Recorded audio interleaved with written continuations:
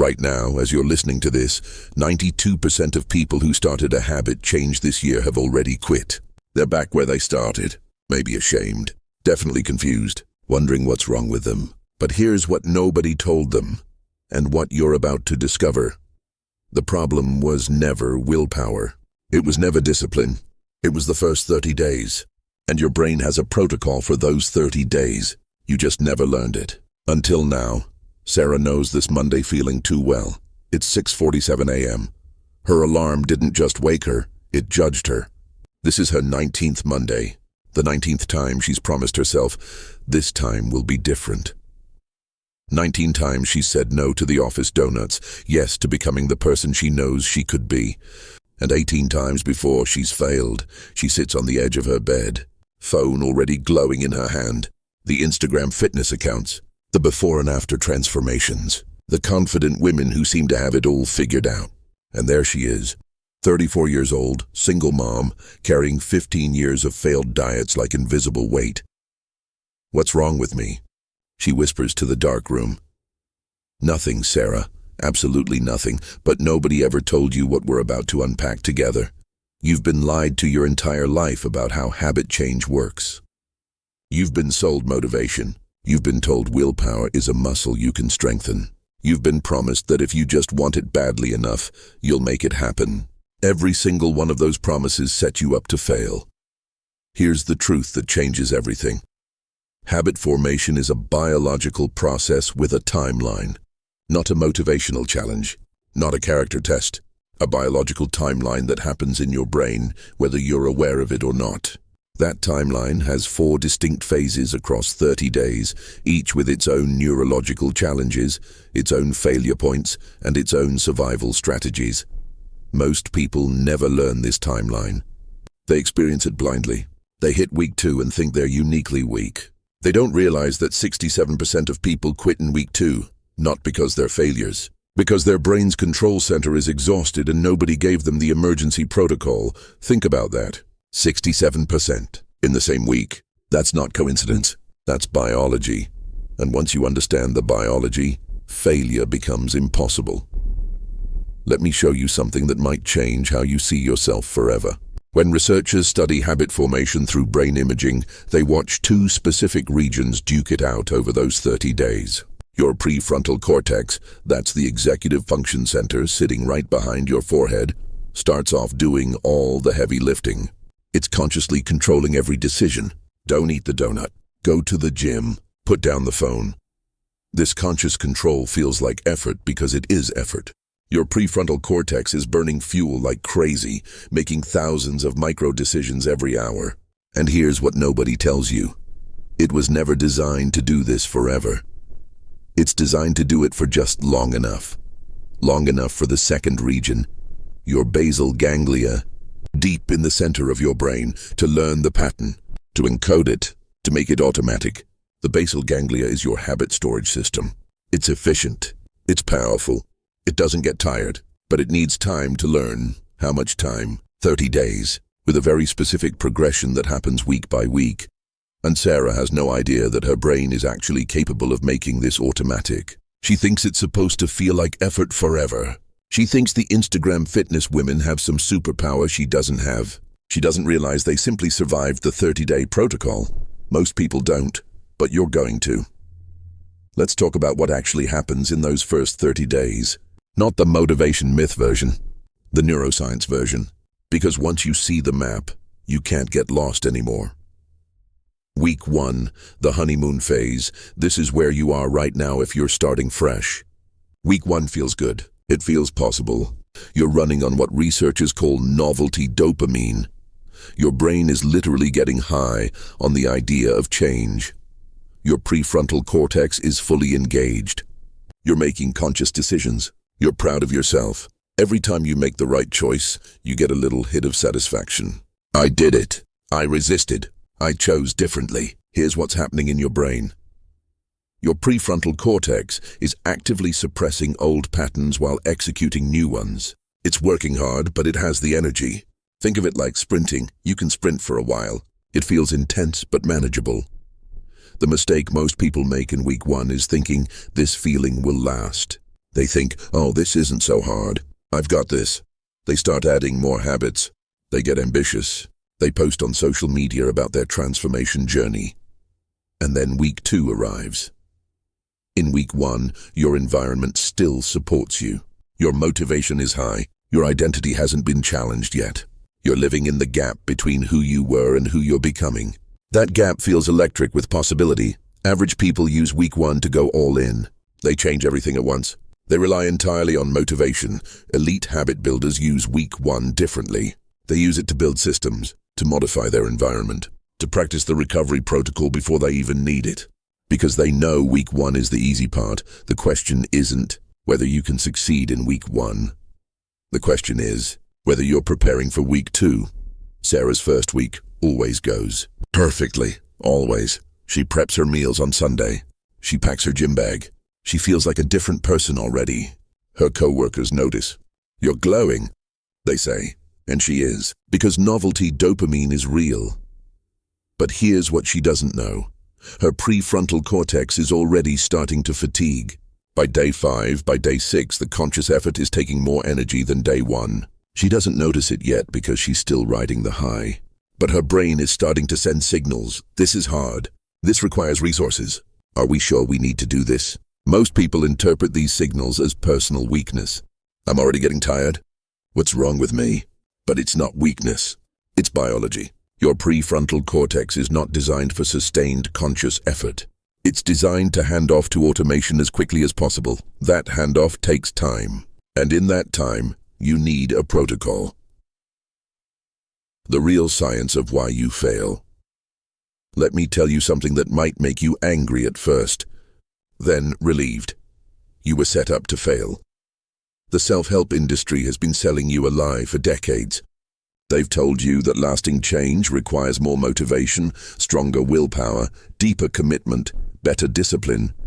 And every time you failed, you blamed yourself for not having enough of these things. You thought you were uniquely broken, uniquely weak. But here's the truth that researchers have known for years. Motivation is unreliable.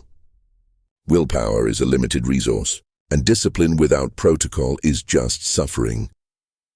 The 92% failure rate isn't because 92% of people are weak. It's because 92% of people are using the wrong operating system. They're trying to run new software on old hardware without updating the firmware. They're expecting their conscious mind to maintain control indefinitely, when their brain is literally designed to automate patterns to save energy. Think about when you learned to drive. Remember how exhausting it was at first? Every decision was conscious. Check mirror, adjust speed, watch distance, signal, turn wheel. It was overwhelming.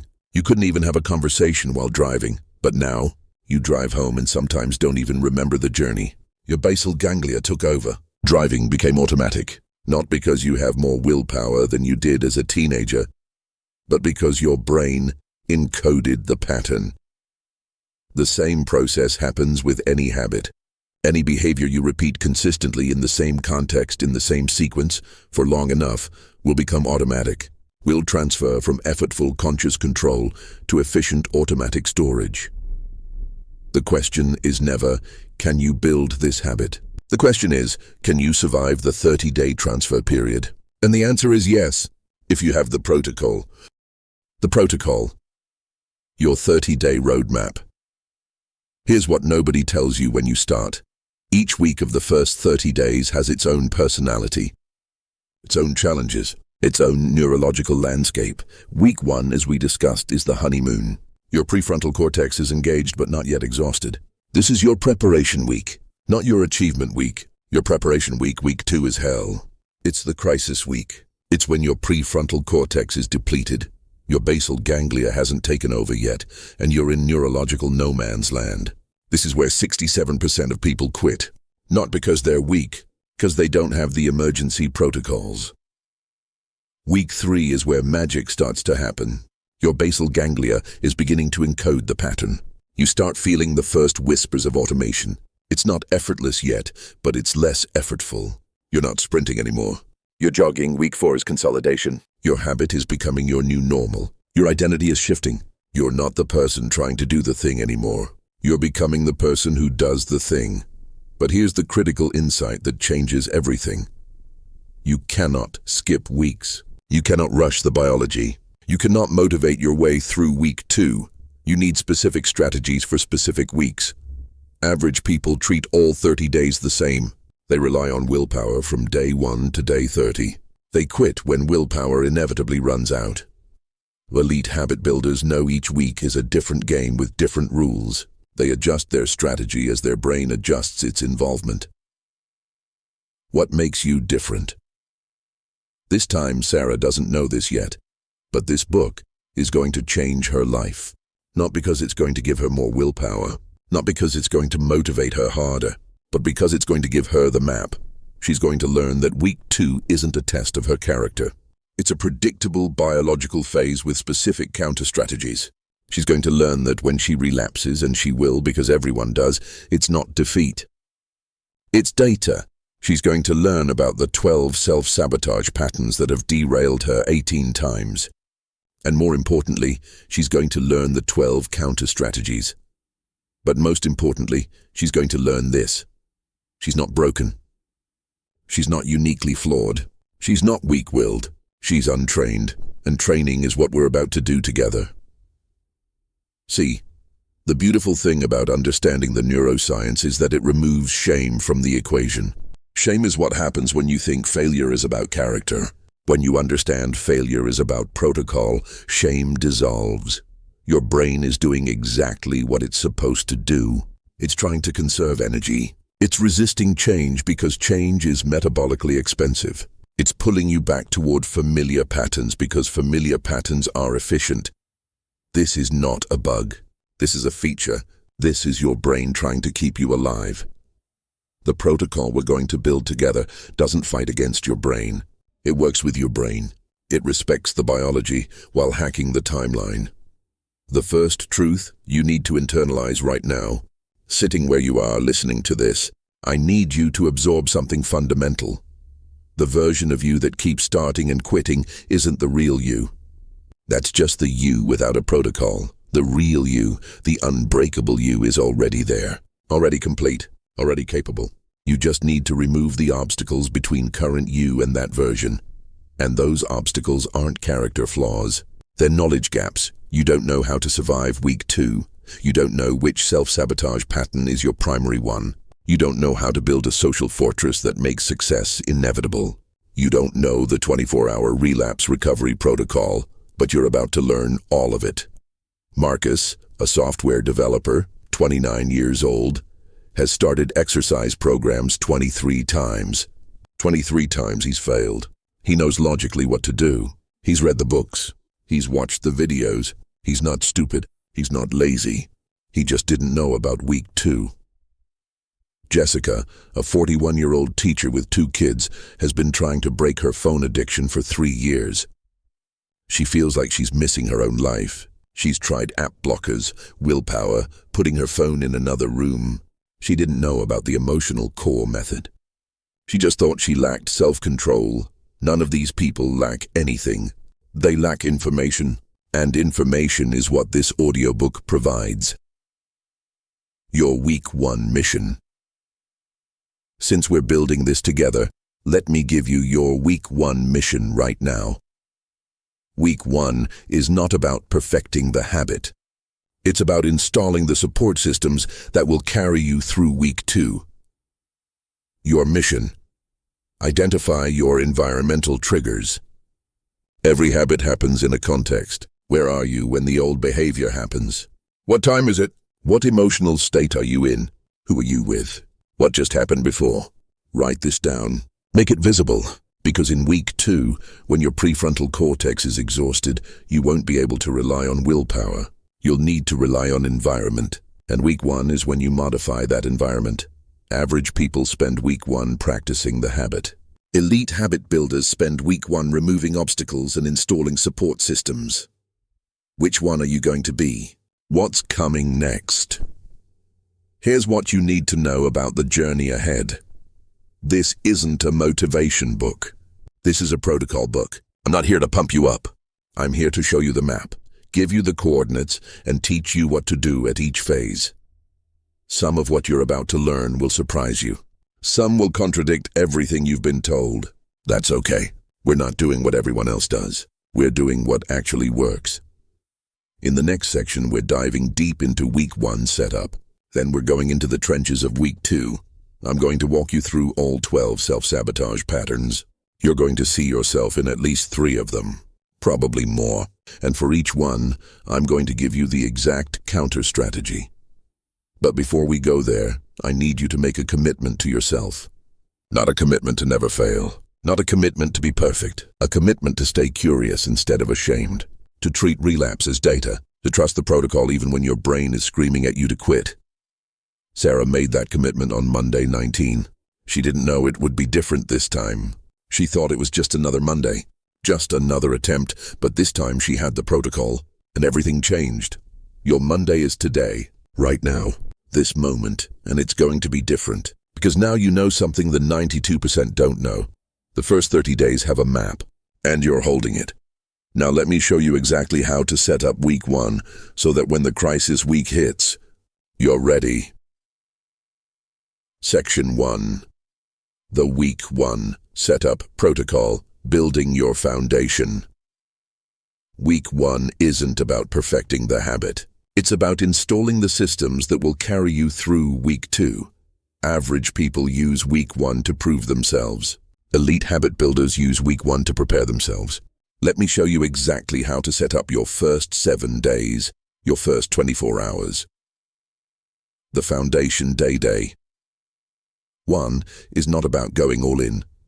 I know you're excited. I know you want to change everything right now. But excitement is not strategy. And strategy is what you need to survive 30 days. Here's your hour-by-hour day 1 protocol. Hour 1, morning.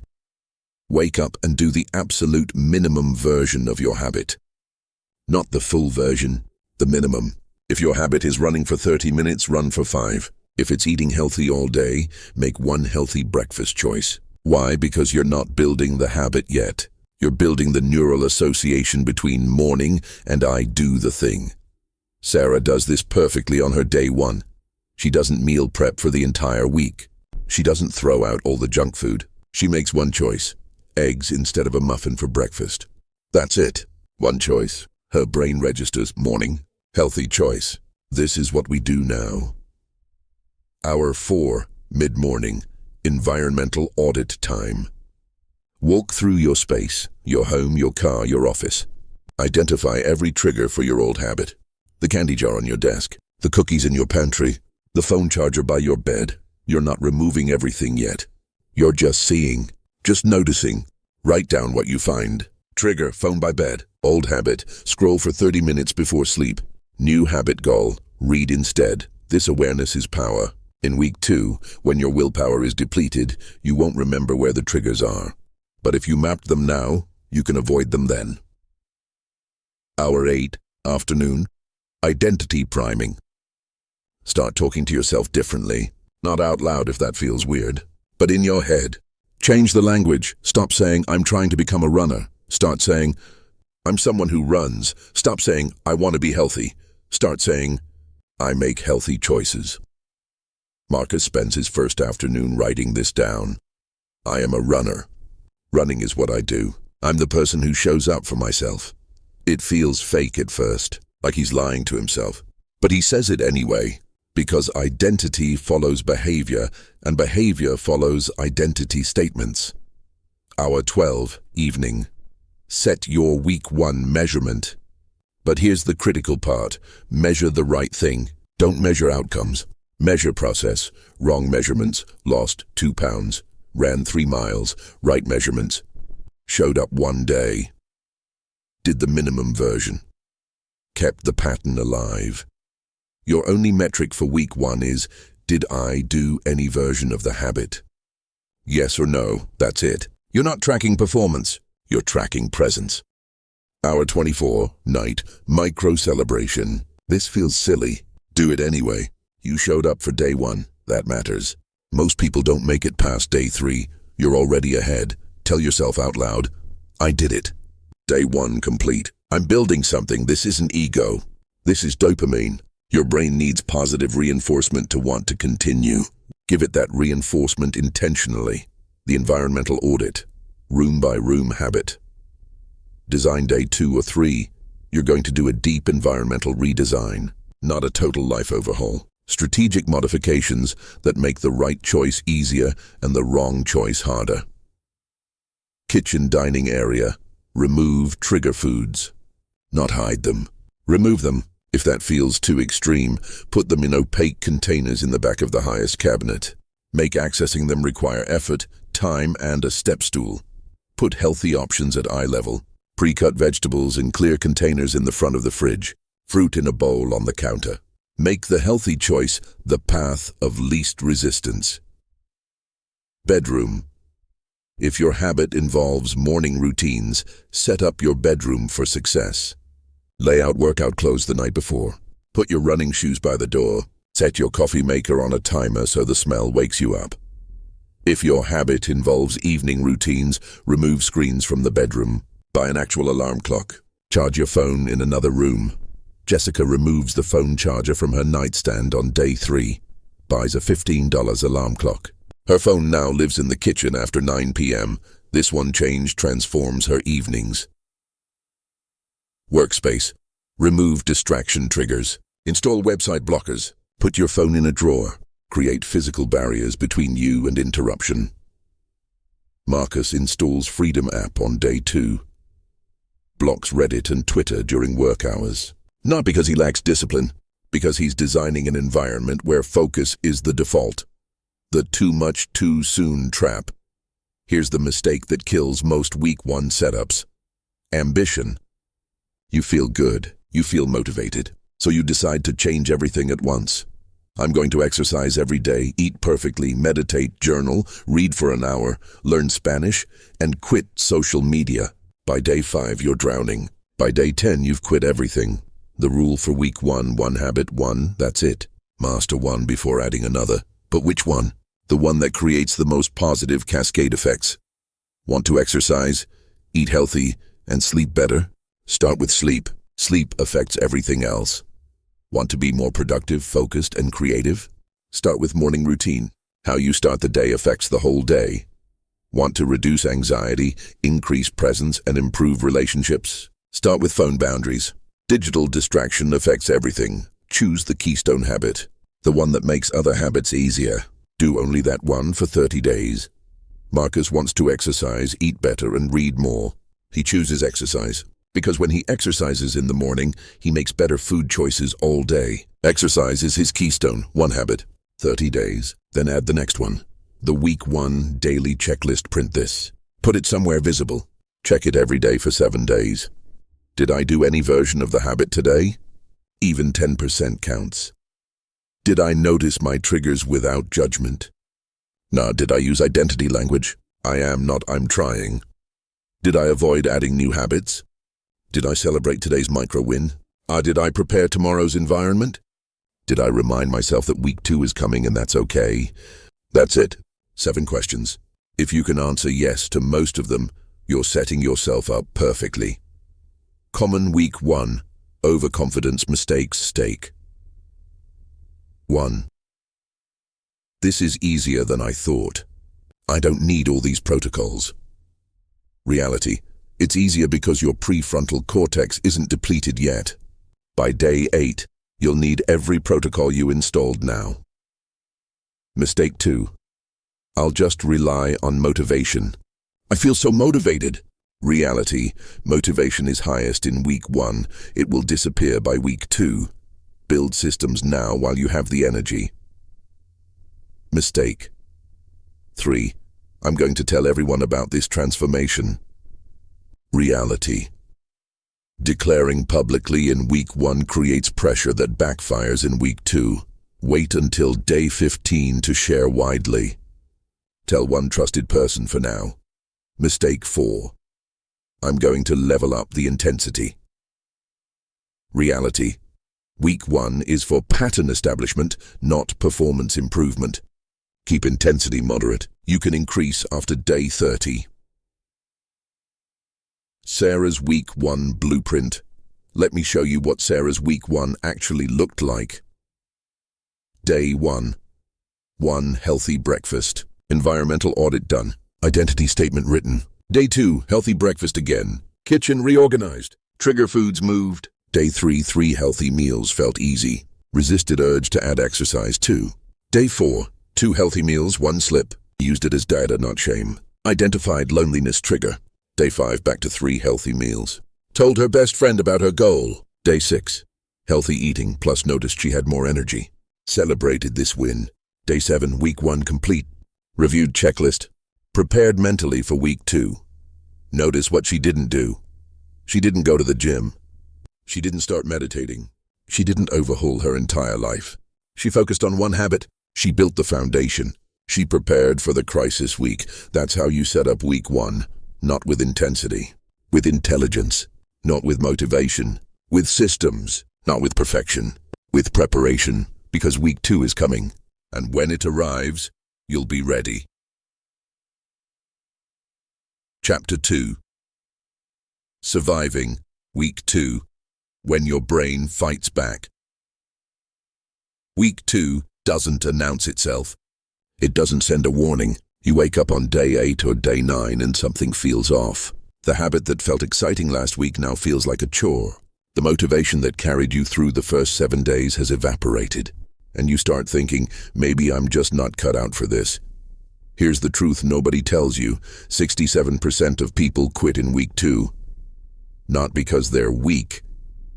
Not because they lack discipline, but because their brain's control center just hit empty and nobody gave them the emergency protocol. You're about to get that protocol.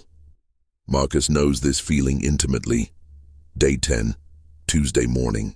He's lying in bed, staring at his running shoes by the door.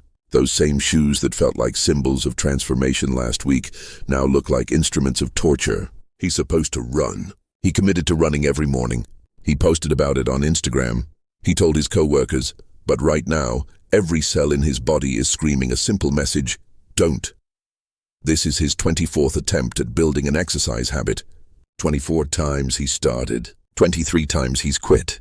And here he is again, in the exact same moment. Day 10. Always around day 10. I know what to do, he whispers to the ceiling.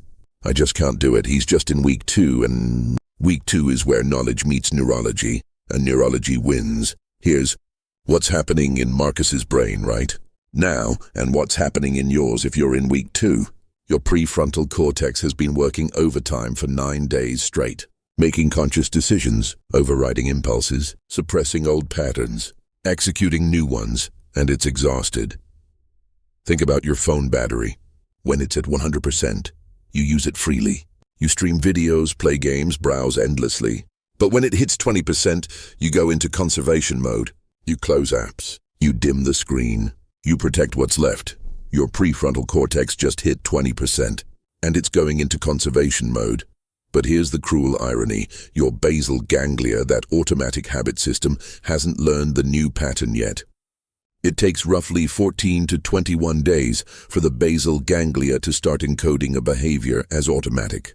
You're at day 10, you're in the gap, the neurological no man's land. Your conscious control is failing, but your automatic control hasn't kicked in yet. This is the crisis week, and this is where most habit change dies. The neuroscience of the crisis. Let me show you what's actually happening inside your skull during week 2. Because once you see the mechanism, you stop taking it personally. Your prefrontal cortex runs on glucose. Literally, making conscious decisions depletes glucose. And for the past 9 days, you've been making hundreds of micro-decisions every single day. Don't eat that. Do go to the gym. Reply mindfully. Put down the phone. Choose differently. Each decision costs energy. Each impulse override costs energy. Each old pattern suppression costs energy. By day 8 or 9, your prefrontal cortex is running on fumes. And when the prefrontal cortex is depleted, 3 things happen. First, your impulse control weakens. The part of your brain that says no to instant gratification and yes to long-term goals. It's tired. It's not broken. It's just metabolically exhausted. Second, your emotional regulation drops.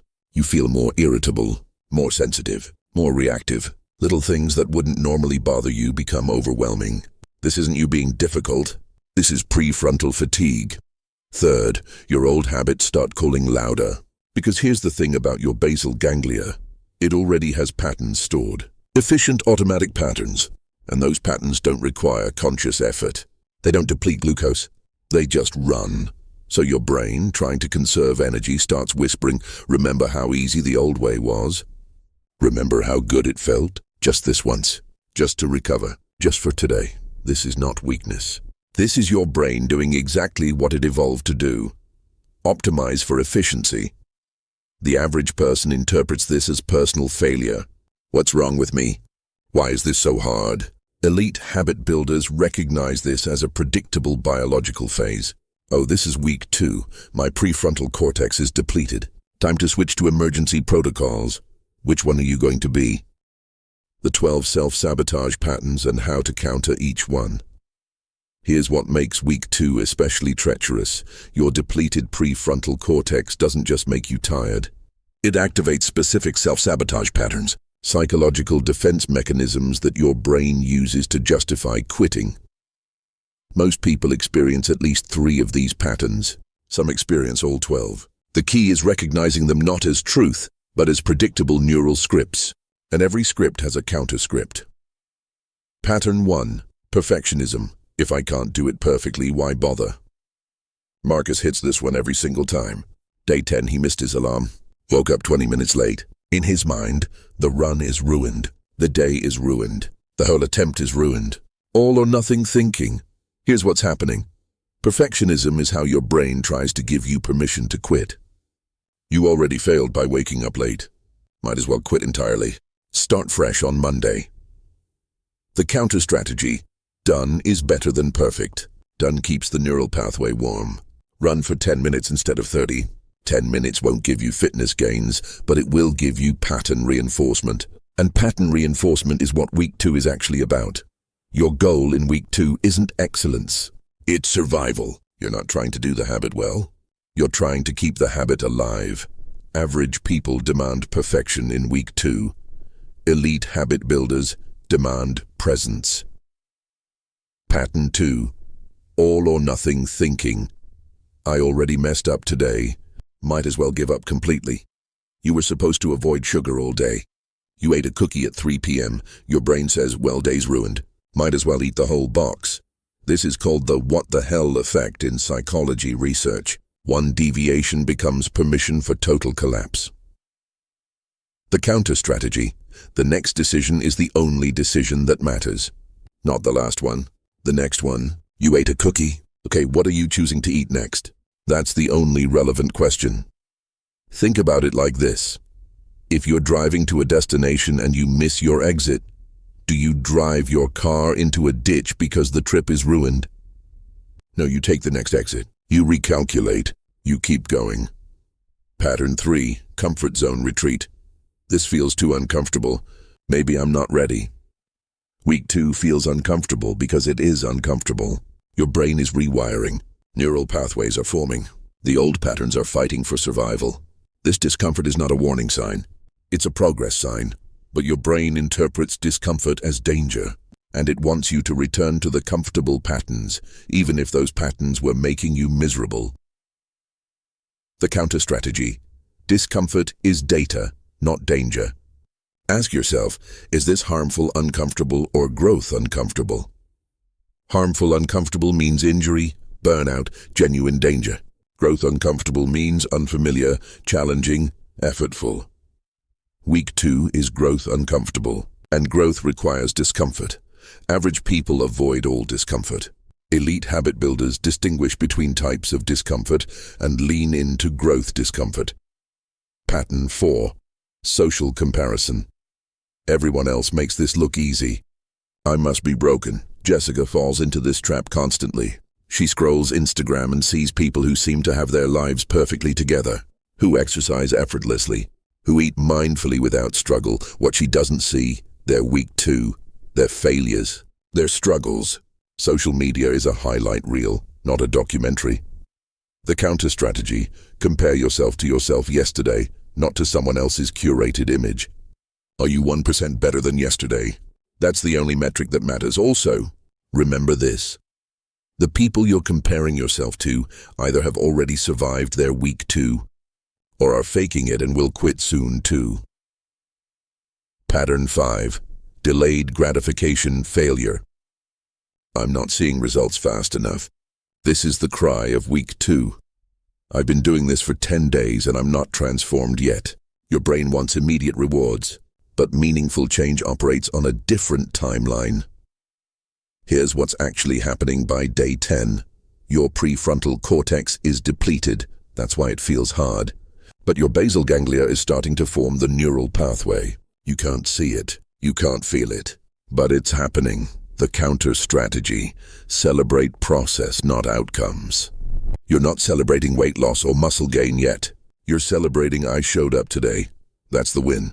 Because showing up is what builds the neural pathway. Average people need to see physical results to stay motivated. Elite habit builders trust the invisible neural process. Pattern 6. Identity crisis. This isn't who I am. Your brain has a story about who you are. I'm the person who stays up late. I'm the person who eats when stressed. These identity stories feel true because they've been true for years. When you try to change behavior, you're not just changing actions, you're challenging identity. And identity defense is powerful. The counter strategy. Identity follows behavior, not the other way around. You don't need to believe you're a runner to start running. You just need to run. The identity shift happens after enough repetitions, not before. Act like the person you want to become. The belief catches up later. Pattern 7. Environmental triggers. I can't change because my environment keeps pulling me back. Here's a hard truth. Willpower versus environment. Environment wins every time. If you're trying to eat healthily but your kitchen is full of junk food, you're fighting an uphill battle with a depleted prefrontal cortex. Week 2 is when environmental triggers become unbearable. Last week you could willpower through them. This week, you can't. The counter strategy. Make the bad habit hard and the good habit easy. If you're trying to quit snacking, remove the snacks from your house. Not just hide them. Remove them. If you're trying to exercise in the morning, sleep in your workout clothes. Average people try to outmuscle their environment. Elite habit builders design an environment that carries them. Pattern 8. Emotional bypass. I use this habit to cope with emotions. This is the big one. The one most people miss. Your bad habit isn't just a behavior. It's a coping mechanism. It's solving an emotional problem. Sarah eats when she's lonely. The food doesn't just taste good, it fills an emotional void. Jessica scrolls her phone when she's overwhelmed. The phone doesn't just entertain, it numbs anxiety. When you try to remove the behavior without addressing the emotional need, you're taking away the solution without solving the problem. Your brain will fight you. The counter strategy. Identify what emotional need your bad habit serves. Then find a healthier way to meet that need. Sarah doesn't need to stop eating. She needs to address loneliness. Jessica doesn't need to stop using her phone. She needs to develop anxiety tolerance. This is called the emotional core method, and we'll go deeper into it in Chapter 4. But for now, know this. If you're struggling in week 2, ask yourself, what emotional problem is my old habit solving? Pattern 9. Willpower worship. I just need to try harder. This is the most seductive pattern because it sounds virtuous. I'm just not trying hard enough. I need more discipline. More willpower. No, you need better systems. Willpower is a limited resource that's already depleted by day 10. Trying harder doesn't refill it. Strategy refills it. The counter strategy. When you hear yourself saying, I just need to try harder, translate that to, I need a better system. Then ask, what system would make this easier? Need to exercise? Don't try harder to motivate yourself. Join a gym on your commute route so you pass it automatically. Schedule it with a friend, so canceling means letting them down. Make it systemic, not motivational. Pattern 10. Motivation chasing. I'll start again when I feel motivated. Week 1, you felt motivated. Week 2, you don't. So your brain says, let's wait until motivation returns. Here's the problem. Motivation is a result of action, not a cause. You don't act because you're motivated. You're motivated because you acted. The counter strategy, do it anyway. The 2-minute rule, commit to just 2 minutes. Put on the running shoes and walk to the end of the driveway. Usually you'll keep going, but even if you don't, you kept the pattern alive. Average people wait for motivation. Elite habit builders create momentum, which generates motivation. Pattern 11, goal overload. I'm trying to change too many things at once. Week 1 enthusiasm makes you ambitious. I'm going to exercise every day, eat perfectly, meditate, read, journal, and learn a new language. By week 2, you're drowning. Your prefrontal cortex can't manage all of that, so it shuts down entirely. The counter strategy, 1 habit at a time. Master one before adding another. This feels slow. It is slow, but slow is fast. Trying to do everything means accomplishing nothing. What's the 1 habit that would make the biggest difference? Do that, only that. Get it to day 30, then add the next one. Pattern 12, hidden rebellion. I don't like being told what to do, even by myself. This is the sneakiest pattern. Part of you wants to change, but another part of you resents the pressure to change, even if that pressure is coming from yourself. The counter strategy. Frame the habit as a choice, not an obligation. I get to exercise, not I have to exercise. This sounds like semantics, but it changes the neural framing. Choice feels empowering. Obligation feels oppressive. Also, give yourself explicit permission to quit after 30 days if you hate it. This removes the forever pressure that triggers rebellion. Section 2. The 12 Patterns Deep Dive, Your Personal Sabotage Profile. Now that you know all 12 self-sabotage patterns, here's the critical question. Which ones are yours? Research shows most people have 2 or 3 dominant patterns that account for 80% of their quit moments. If you can identify your primary patterns now, you can prepare targeted counter strategies before they strike. The sabotage pattern. Self-assessment. Read each statement and mark how often it describes your thinking during past habit attempts. Be honest, this is data collection, not judgment. Perfectionism. Cluster. If I can't do it perfectly, what's the point? Often, sometimes, rarely, missing one day ruins everything. Often, sometimes, rarely, I need to do the full version or nothing. Often, sometimes, rarely, comparison cluster. Everyone else makes this look easy.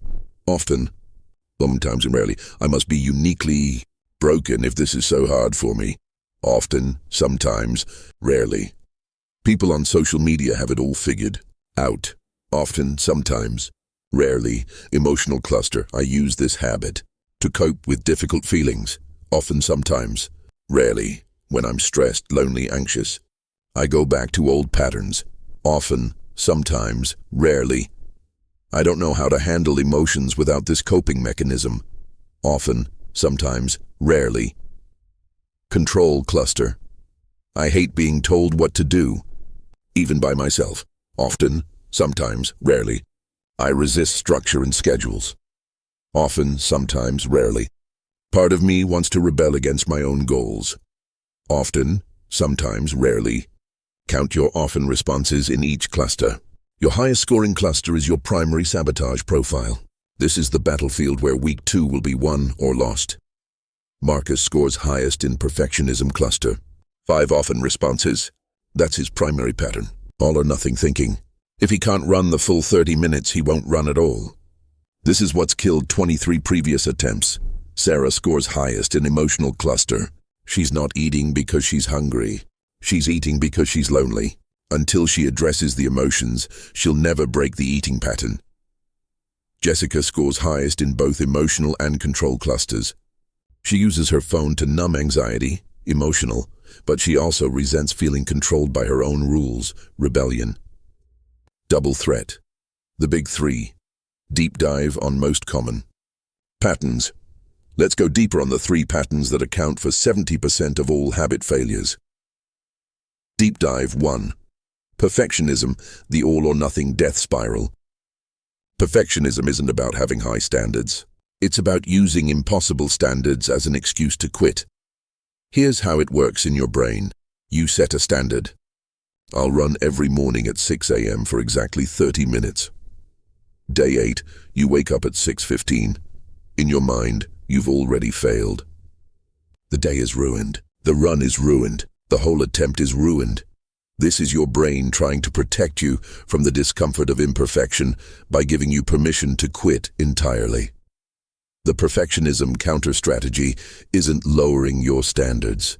It's separating the pattern from the performance. The pattern is, I run in the morning. The performance is, how long, how fast, how perfect. In week 2, pattern matters. Performance doesn't. Marcus builds his perfectionism defense system with 3 tiers. Tier 1, baseline. Put on running shoes and step outside. Even 1 minute counts. Pattern maintained. Tier 2, standard, 10-minute run. This is his minimum standard for week 2. Tier 3, optimal, 30-minute run. This is what he aims for, but it's not required. On day 10, when he wakes up late, he doesn't spiral. He does tier 1, 2-minute walk to the mailbox and back. Pattern maintained. Identity intact. The next day, he's back to tier 3 because he didn't break the pattern by demanding perfection. Deep Dive 2, Emotional Bypass, the Coping Mechanism Trap. This is the pattern most people don't even realize they have. Your bad habit isn't random. It's solving a problem. And until you solve that problem differently, your brain will fight to keep the habit. Let's map Sarah's emotional bypass pattern completely. Trigger emotion, loneliness, especially Sunday evenings. Old habit solution, eat an entire pint of ice cream. What it provides, temporary comfort, distraction from loneliness. Why it works, food is always available. Never rejects her cost. Shame, physical discomfort. Reinforces I have no self-control identity. Here's the key insight. Sarah doesn't have an eating problem. She has an unmet need for connection. The eating is just her brain's solution to that need. If she tries to stop eating without addressing the loneliness, she's taking away the solution without solving the problem. Her brain will panic and sabotage her efforts. The emotional bypass counter-strategy. Identify the emotional need. Then find 3 alternative solutions. Sarah's alternative solutions for loneliness. Call her best friend for 10-minute check-in. Text her support group chat. Feeling lonely, anyone else? Take her daughter to the park and chat with other parents. Notice, these aren't distractions. They're actual solutions to the actual problem. They provide real connection, not just distraction from disconnection. On day 12, Sunday evening, Sarah feels the loneliness rising. The kitchen calls, but she uses her protocol. She texts her friend. They talk for 8 minutes. The loneliness softens. She doesn't need the ice cream anymore, not because she has more willpower, but because the need got met. Deep Dive 3, Hidden Rebellion, the self-sabotage paradox. This is the sneakiest pattern because it disguises itself as other problems. You want to change. You genuinely want to. But part of you rebels against the pressure to change. Even when that pressure is coming from yourself, Jessica has this pattern. Part of her desperately wants to quit her phone. She hates how much she's missing. But another part of her resents the idea that she has to quit. Resents feeling controlled, so she'll be good for 4 days, then suddenly find herself scrolling for 2 hours. And when she analyzes it, she realizes she wasn't even enjoying the scrolling. She was rebelling. Proving to herself that she could, reclaiming control by breaking her own rule. The rebellion counter-strategy, remove the have-to frame. Replace obligation with choice instead of I have to put my phone down during dinner. Try, I choose to be present with my family during dinner because they're my priority, instead of I'm not allowed to check my phone before bed. Try, I'm experimenting with phone-free evenings to see if I sleep better. The word experiment is magic for rebels. Experiments can be stopped. Experiments are temporary. Experiments are your choice. This removes the forever obligation trigger that activates rebellion. Jessica reframes everything as a 30-day experiment. I'm testing whether phone-free dinners improve family connection. This removes the pressure. Paradoxically, removing the pressure makes it easier to succeed. Pattern combinations. When you have multiple threats, most people don't have just one pattern. They have a primary and a secondary. The combination determines your specific vulnerability points. Perfectionism plus comparison. Everyone else succeeds easily. I can't even do this perfectly. I must be broken. Counter. Remember that you only see others' highlights, and your imperfect consistency beats their imaginary perfection. Emotional bypass plus rebellion. I know I shouldn't use this coping mechanism, but I resent being told what to do, so I'll do it anyway. Counter. Find alternative coping mechanisms and frame them as choices, not rules. Marcus has perfectionism plus comparison. He not only demands perfection from himself, he compares his day 10 struggle to other people's day 100 ease. Double threat. His combined counter-strategy, tier system, perfectionism defense, plus comparison blackout, unfollows all fitness accounts for 30 days. He protects himself from both threats simultaneously. Creating your personalized counter-strategy card now. It's time to build your emergency card. This is what you'll reference in week 2 when your prefrontal cortex is too depleted to think clearly. Write this. My sabotage profile primary pattern, your highest scoring pattern.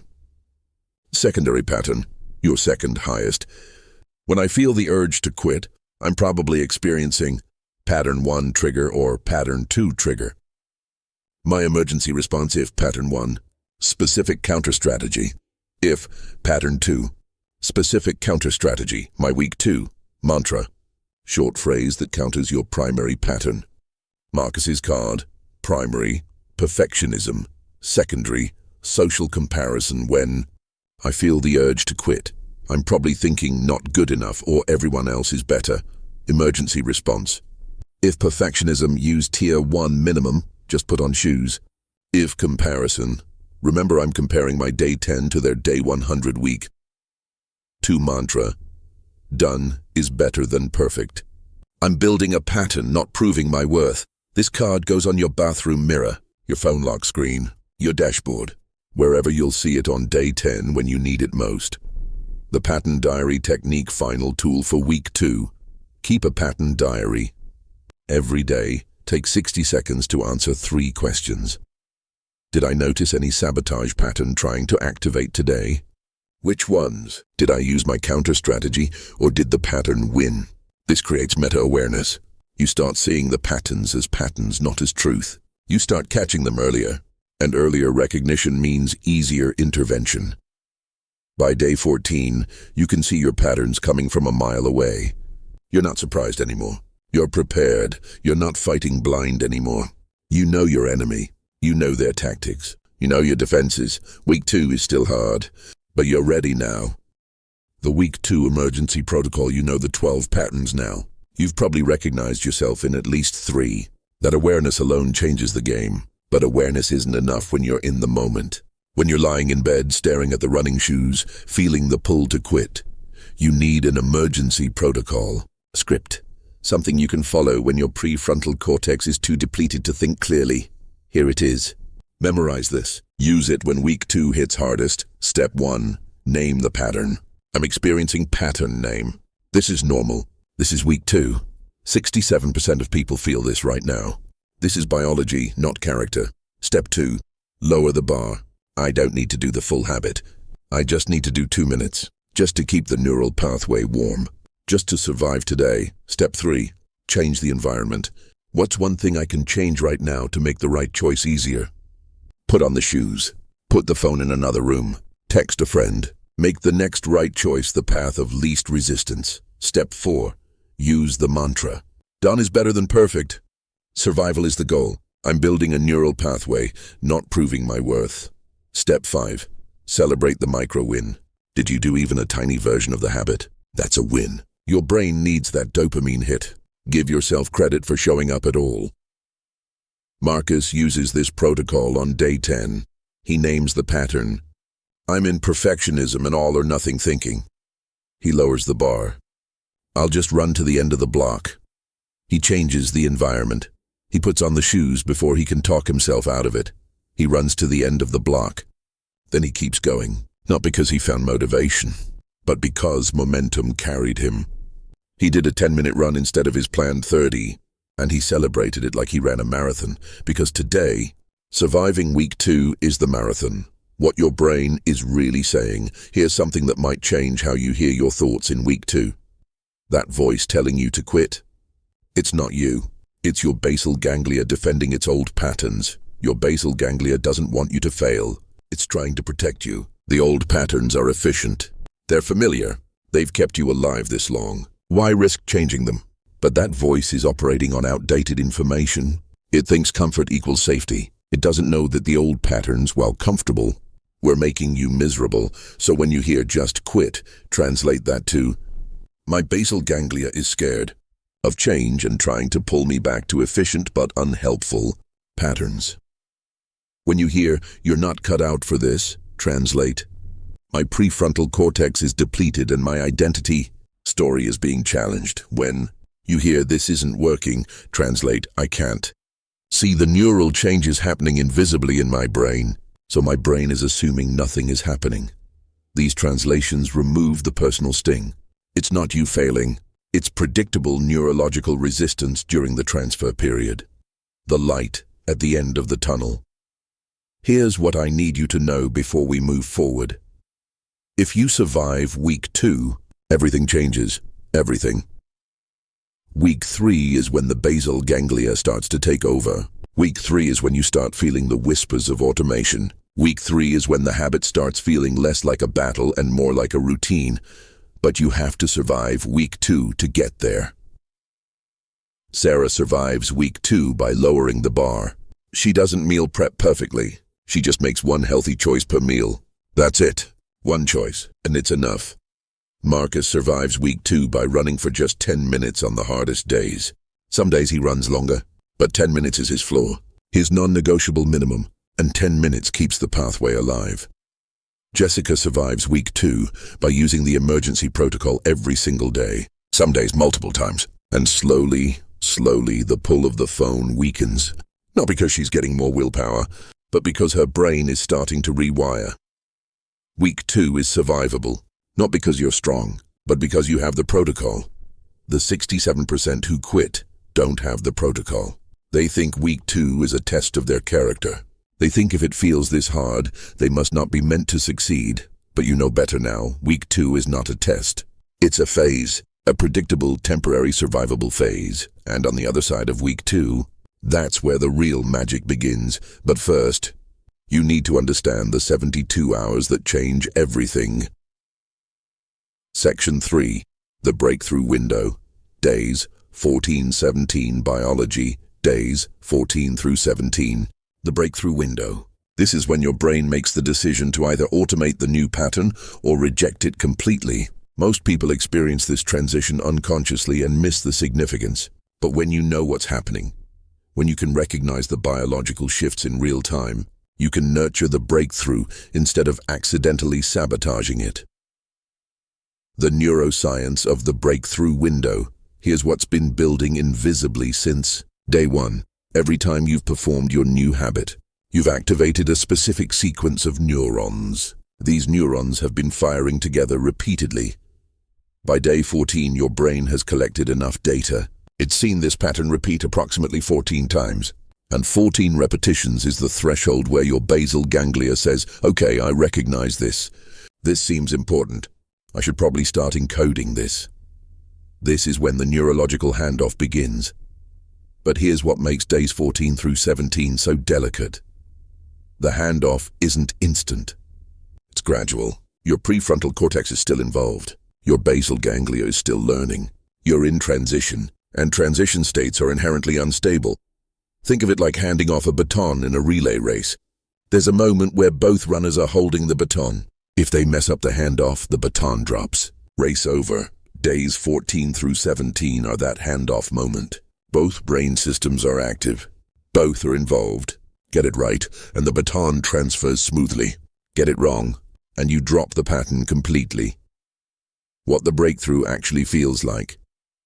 Let me describe the sensory experience so specifically that you'll recognize it when it happens to you.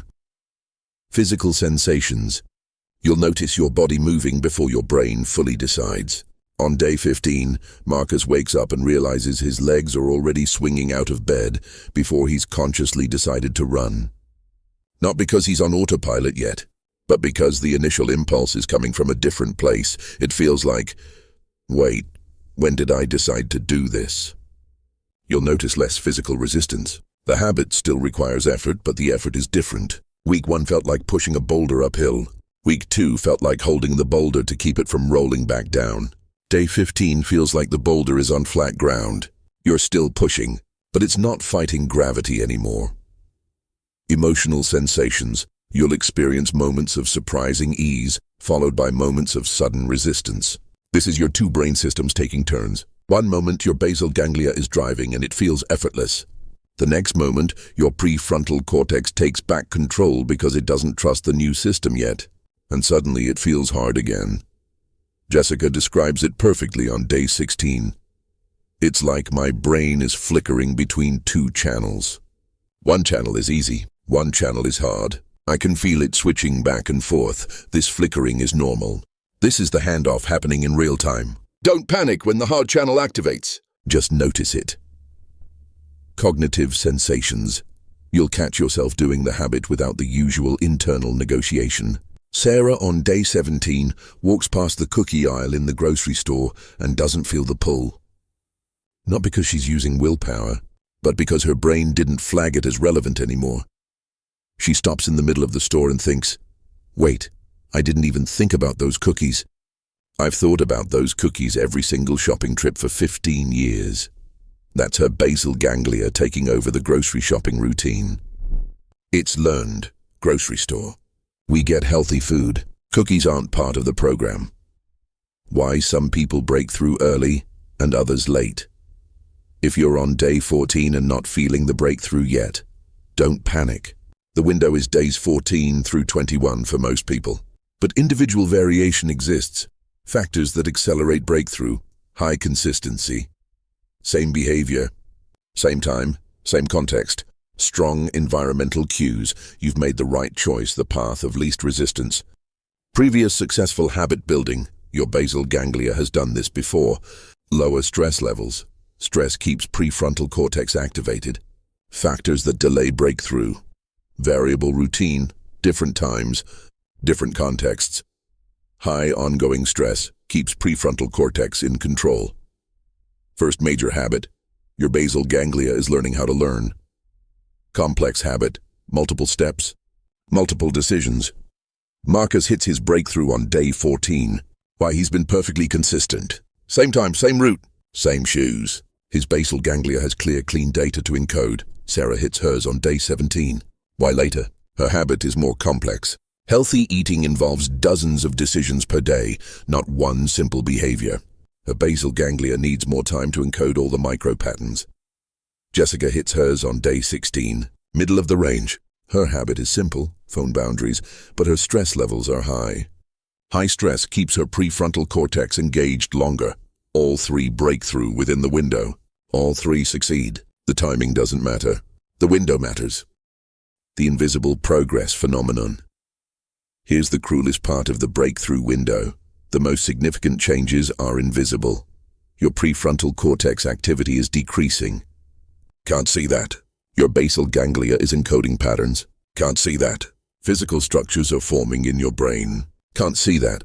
All of this is happening inside your skull where you can't access it consciously. So on day 15, you might feel like nothing is changing. You might think, I still have to force myself. This still requires effort. Maybe it's not working. But if you could see inside your brain, you'd see massive changes happening. Neural activity shifting from one region to another. Electrical patterns reorganizing. The breakthrough is happening. You just can't see it yet. This is why the breakthrough window is so dangerous. People quit right before the breakthrough completes because they can't see the invisible progress. What to do and not do. During the breakthrough window, maintain exact consistency. This is not the time to vary the routine, not the time to level up, not the time to add complexity. Your basal ganglia is encoding a specific pattern. Let it finish encoding before you modify. Same time, same context, same sequence, same minimum standard. Marcus wants to increase his run from 30 minutes to 45 minutes on day 15. He feels good. He feels strong. He doesn't. He stays at 30 minutes because his basal ganglia is encoding 30-minute morning run. Don't confuse it now with new data. Notice and celebrate micro moments of ease when you catch yourself doing the habit without the usual internal debate. Pause and acknowledge it. Oh, that was easier. That's my basal ganglia taking over. That's the breakthrough happening.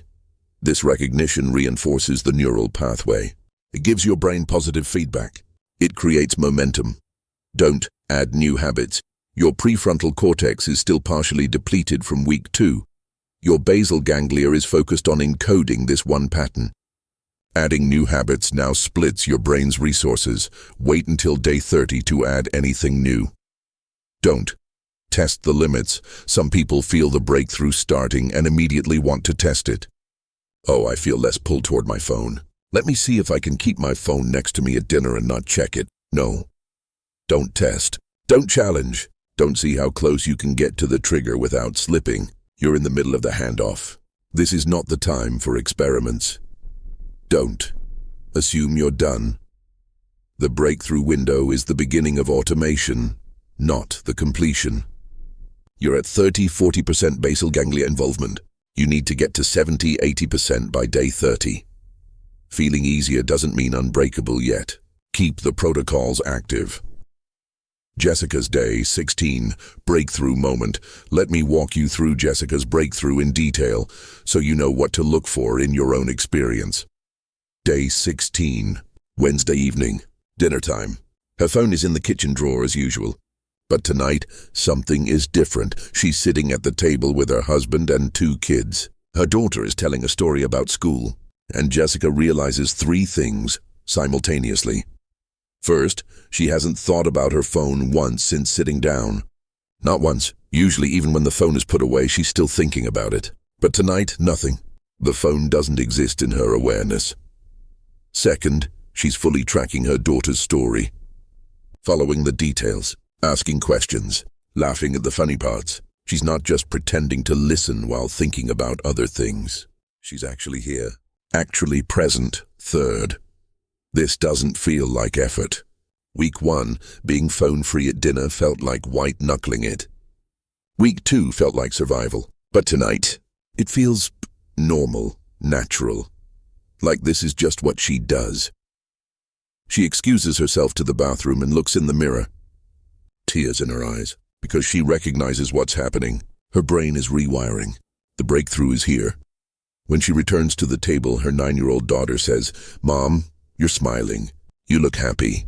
And Jessica realizes she is happy. For the first time in months, she's genuinely happy. Not because anything external changed, but because she's present for her own life again. That's the breakthrough window. That's what it feels like when your brain shifts from fighting to flowing. The danger of false breakthrough. One warning. Some people experience what feels like breakthrough on day 8 or 9. They mistake the end of week 1 excitement for actual automation. Then they relax their protocols, and by day 12, everything falls apart. Real breakthrough happens days 14 through 21. If you're feeling ease before day 14, that's great. Enjoy it, but don't trust it yet. Keep your protocols active. The real breakthrough is still coming. How do you tell the difference? False breakthrough, day 8 to 10. You feel good because you're still motivated, but you're still consciously deciding every time. Still internal dialogue happening. Still requires attention. Real breakthrough, day 14–17. You catch yourself doing the habit before deciding to do it. The internal dialogue is quieter or absent. It feels like less of a decision and more of a routine. Trust the timeline. Trust the biology. Day 14 is when the magic starts, and once you're through the breakthrough window, Once the handoff is complete, everything changes. The habit stops being something you do and becomes something you are. Chapter 3. The Neural Rewiring, Weeks 3 to 4, and Automation. You survived week 2. Let that sink in for a moment. 67% didn't. They're back where they started, convinced they're broken, planning to try again next Monday. But you pushed through the crisis week. You survived the prefrontal cortex depletion. You used the emergency protocols. And now something extraordinary is about to happen in your brain. Week 3 is when the biology starts working for you instead of against you. Week 3 is when your basal ganglia finally says, "Okay, I've got this now." Week 3 is when effort becomes flow. This is the chapter where everything changes. Jessica feels it on day 16. For the past 3 years, her phone has owned her life. She's missed conversations with her husband because she was scrolling. She's missed bedtime stories with her kids because she was checking email. She's been physically present but mentally absent. She's tried quitting before. 12 times, app blockers, willpower, putting the phone in a drawer. Nothing worked because she didn't know about the 30-day protocol. She didn't know about week 2. She didn't know about the emotional core, but this time is different. She survived week 2 using the emergency protocol. She lowered the bar to just phone off during dinner. That's it. Not phone free all day. Not digital minimalism perfection. Just dinner. And on day 16 something shifts. She's sitting at the dinner table. Her daughter is telling a story about something funny that happened at recess. And Jessica really realizes that she hasn't thought about her phone once. Not because she's white-knuckling it, not because she's using heroic willpower, but because her brain has started to rewire. The pull is still there, but it's quieter, like background noise instead of a screaming alarm. This is what week 3 feels like. This is the beginning of automation. The week 3 experience, from fighting to flowing. Let me tell you what week 3 actually feels like day by day, so you know what to expect. Because the shift isn't sudden, it's gradual. And if you don't know what to look for, you might miss it. Days 15 to 17, the first whispers, you'll notice moments, just moments, where the habit feels easier. Not all the time, but occasionally. You'll find yourself starting the behavior without the usual internal debate. You'll catch yourself halfway through and think, wait, when did I decide to do this? These are the first whispers of automation. Your basal ganglia testing out its new program. Jessica notices it first on day 16 at dinner, then again on day 17 during breakfast. She's leaving her phone in the other room without the dramatic internal struggle. It still requires intention, but less effort. Marcus notices it on day 15. He wakes up and his body starts moving toward his running shoes before his brain fully engages. He catches himself and smiles. His basal ganglia is learning. Sarah notices it on day 16. She's grocery shopping, walking past the cookie aisle, and she doesn't even feel the pull. Well, she feels it, but it's distant, like remembering a song you used to love but don't listen to anymore. Average people don't notice these micro moments. They're waiting for the big transformation. Elite habit builders recognize these whispers as evidence that the rewiring is working. Days 18 to 20, the confidence shift around day 18 to 20. Something else happens. Your confidence changes. Not because you're suddenly perfect at the habit, but because you've survived the crisis. You've proven to yourself that you can do this even when it's hard. This is a crucial psychological shift. Before, your identity story was, I'm the person who starts and quits. Now it's becoming, I'm the person who pushes through. That's not a small change. That's identity rewiring happening alongside neural rewiring. You start to trust yourself in a new way. You start to believe that maybe, just maybe, you're actually going to make it to day 30. This confidence isn't arrogance. It's not overconfidence that leads to complacency. It's earned confidence, battle-tested confidence. You've been through week 2. You've faced the self-sabotage patterns. You've used the emergency protocols. You've survived, and survival builds identity. Days 21-24. The automation acceleration. This is where things get really interesting. Around day 21, the basal ganglia starts to take over more frequently. You'll notice that more and more often the habit just happens. You don't have to think about it. You don't have to fight for it. It flows, not every time. You'll still have moments of resistance. You'll still have days where it feels harder. But the baseline has shifted. The default has changed. Before, the default was not doing the habit. You had to consciously choose to do it. Now the default is doing the habit. You'd have to consciously choose not to do it. That's the definition of automation. When the habit becomes the path of least resistance. Jessica experiences this powerfully on day 22. She's had a terrible day at school, overwhelming, stressful. The exact kind of day where she'd normally escape into her phone for hours. But she gets home, and instead of reaching for her phone, she finds herself reaching for her journal. Not because she planned to, not because she's using heroic willpower, but because that's what her brain does now. She sits there, pen in hand, and tears start rolling down her face. Because she realizes it's working. The rewiring is actually working. Days 25-28. The identity integration. The final phase of week 3 bleeding into early week 4 is identity integration. You're not trying to be the person who does the habit anymore. You're becoming the person who does the habit. This is subtle but profound. The internal narrative shifts. Before, I'm trying to be a runner. Now, I'm someone who runs. Before, I'm trying to eat healthy. Now, I'm someone who makes healthy choices. Before, I'm trying to quit my phone. Now, I'm someone who's present with my family. The language matters. The identity matters. Because behavior follows identity. When you believe you're the kind of person who does the thing, doing the thing becomes natural. Marcus hits this on day 26. He's talking to a co-worker who asks, "Are you still doing that running thing?" And Marcus opens his mouth to say, "Yeah, I'm trying to." But what comes out is, "Yeah, I run in the mornings," not trying to run, not attempting to be a runner, just, "I run." He didn't plan to say that. It just came out. Because somewhere deep in his brain, his identity had updated itself. The neurological timeline, visualized. Let me give you a day-by-day visualization of what's happening in your brain across the full 30 days. Because understanding the timeline helps you trust the process. Days 1 to 7, week 1. Conscious construction prefrontal cortex, 95% involvement. Making every decision consciously, basal ganglia, 5% involvement. Observing and starting to learn experience, effortful but exciting. Novelty dopamine is high, risk level, low, motivation is strong.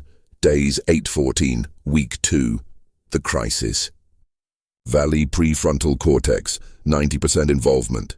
Depleted and struggling basal ganglia, 10% involvement, learning but not ready to execute experience exhausting. Urge to quit is strongest. Risk level, highest, 67% quit here, days 15 to 21. Week 3, the handoff prefrontal cortex, 60% involvement. Still conscious but less effort required basal. Ganglia, 40% involvement, starting to execute. Automatically experience, easier than week 2.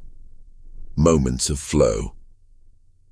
Risk level, medium, 25%. Quit here due to overconfidence. Days 22-30, week 4. Consolidation prefrontal cortex, 30%.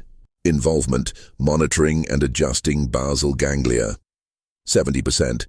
Involvement, running the program. Automatically experience, habit feels natural. Less internal debate. Risk level, low but not zero, complacency can strike. This timeline is your roadmap. When you're in week 3 feeling the shift, you can look at this and think, yes, this is exactly what's supposed to be happening. My basal ganglia is at 40% now. By week 4, it'll be at 70%. I'm on track. The 3 principles of week 3 to maximize your week 3 experience and ensure the handoff happens smoothly. There are 3 key principles to follow. Principle 1, consistency. Over intensity week 3 is not the time to level up. This is crucial. Your brain is in the middle of encoding a pattern. If you change the pattern now, you confuse the encoding process. Average people survive week 2 and immediately think, great, Now I can do more. They double their workout intensity. They add 3 more habits. They go from 0 to 100, and they disrupt the very automation they've been building. Elite habit builders stay consistent. Same behavior, same context, same sequence. Let the basal ganglia finish learning this pattern before you modify it. You can level up after day 30. But during week 3, consistency is king. Jessica wants to expand her phone-free time to the whole evening. But she doesn't. She keeps it at just dinner. Because dinner is the pattern her basal ganglia is learning. Once that's solid, truly solid, she can expand. But not yet. Principle 2. Notice the moments of ease. Your brain is biased toward noticing problems. It's an evolutionary survival mechanism. So when the habit gets easier, your brain doesn't always register it. You have to consciously notice and celebrate the moments of ease. That was easier. Today, I didn't have to fight myself as hard.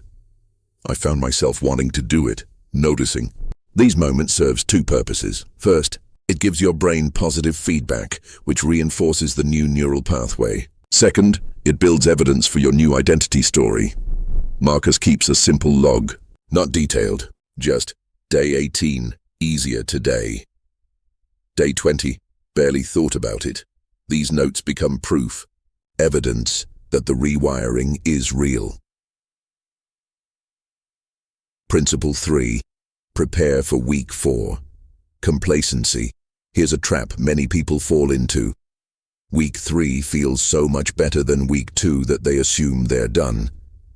They think the habit is locked in.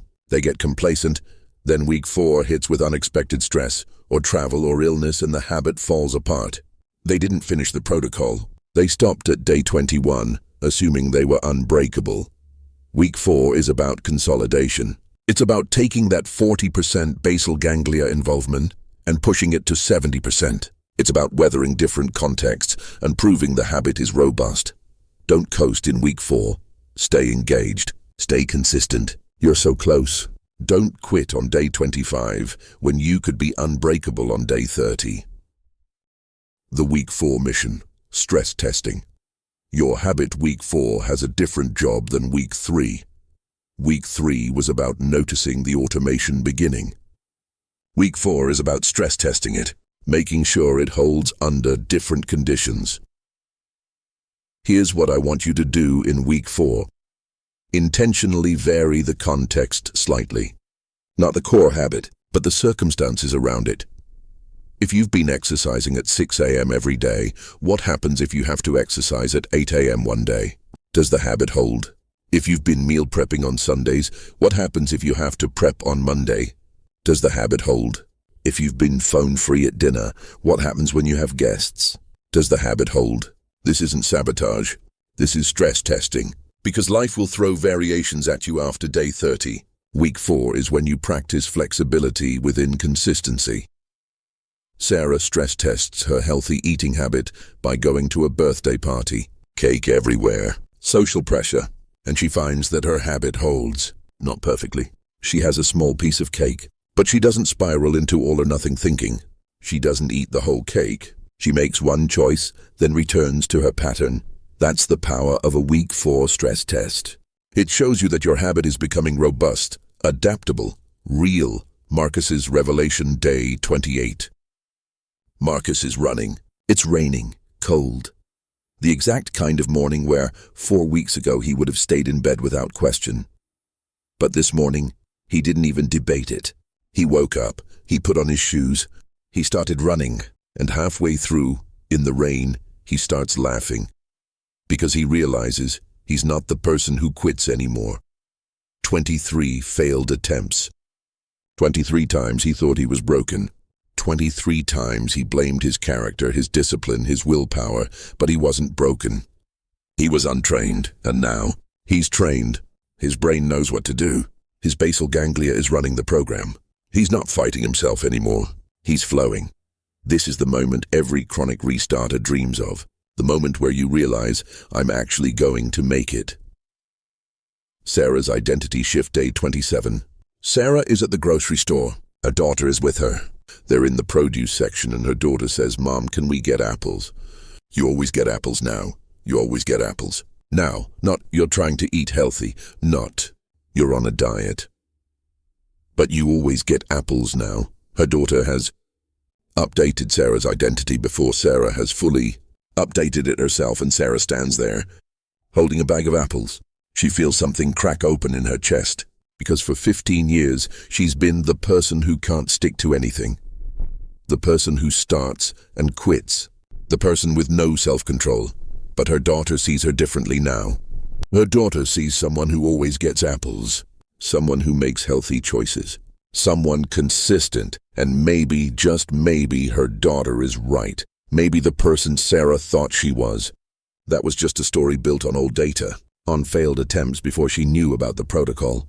On week 2s, she tried to white-knuckle through without strategies, but this time is different. This time she has the map, and the map is working. What happens after day 30? Here's the question everyone asks around day 25. Okay, so I make it to day 30. Then what, do I have to keep doing this forever? Does it ever get truly effortless? Yes, and also no. Here's the truth. After day 30, the habit is encoded. It's automatic, but it's not invincible. Life will throw curveballs. Stress will spike. Unexpected events will disrupt your routine. And you'll slip, not because you're weak, not because the rewiring failed, but because you're human, and humans slip. The difference between someone who's unbreakable and someone who quits forever is this. Unbreakable people have a relapse recovery protocol. They know that slipping once doesn't mean starting over at day 0. They know exactly what to do in the first 24 hours after a slip. The first 48 hours, the first 7 days. They treat relapse as data, not defeat. As information about which emotional need isn't being met, or which environmental trigger is still too strong, or which self-sabotage pattern is still active. Most people slip once and think, see, I knew I couldn't do it. I'm back to being broken. And they quit entirely. But you're not going to do that, because in the next chapter, I'm going to give you the complete relapse recovery protocol. The 24-hour emergency plan, the emotional core method, the social fortress system. Everything you need to be truly, permanently, unbreakably changed. But before we go there, I need you to understand something crucial. You're almost there. You're in week 3 or approaching week 4. The hardest part is behind you. The crisis week is survived. The automation is beginning. Don't quit now. Don't get complacent. Don't assume you're done. You're not done. But you're so close. Just a few more days. Just a little more consistency. And on the other side of day 30, you'll be someone completely different. Not because you changed your behavior, but because you changed your brain. Chapter 4. The Unbreakable Protocol. Relapse Recovery and Forever Systems. Day 32. That's when most people who make it to day 30 end up quitting. Not day 8, not day 15, day 32. Because they hit day 30, celebrated, thought they were invincible, and then life threw them a curveball they weren't prepared for. They slipped once, and that one slip became a spiral back to 0. Here's what separates people who change forever from people who change temporarily: a relapse recovery protocol. Because you will slip, not if, when. And when you do, the next 24 hours determine whether you become unbreakable or whether you quit for good. This chapter is your insurance policy, your emergency exit strategy, your way back when you fall off the path. Because falling off isn't failure. Staying off is. Marcus slips on day 34. He made it. He hit day 30. He ran every single morning for 30 days straight. He felt invincible. He posted about it. He told everyone. He was the person who runs now. That was his identity. Then his mom got sick. Emergency hospital visit. 3 days of sleeping in hospital chairs, eating vending machine food, missing his morning runs. By day 34, he's back home, exhausted, and his alarm goes off at 6 a.m. He turns it off, rolls over, goes back to sleep. And when he wakes up at 9 a.m., the first thought that hits him is, I broke the streak. It's over. I'm back to being the person who quits. This is the moment. The critical moment. The moment that determines everything. Most people spiral here. I already missed 1 day, might as well miss another. I'll start fresh on Monday. Actually, maybe next month. Maybe I'm just not cut out for this after all. But Marcus has something different this time. He has the relapse recovery protocol, and he's about to use it. The 24-hour emergency protocol. Listen carefully. This might be the most important section of this entire audiobook. Because motivation gets you to day 1. Strategy gets you to day 30. But the relapse recovery protocol is what gets you to forever. Here's the protocol. Use it the moment you slip. Don't wait. Don't spiral. Don't shame yourself. Act. Hour 0 to 1. Immediate damage control. The moment you realize you've slipped. Right now, this instant, do this. Stop the shame spiral. Say out loud, I slipped. That's data, not defeat. One missed instance does not erase 30 days of neural rewiring. Because here's the neuroscience truth. Your basal ganglia encoding doesn't disappear after one missed day. You didn't lose everything. The neural pathway is still there. It's just dormant today. You can reactivate it immediately. Think of it like this.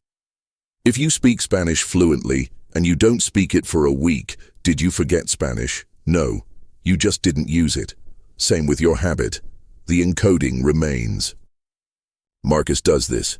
He wakes up, catches the spiral starting, and he says out loud, one missed run doesn't make me a non-runner.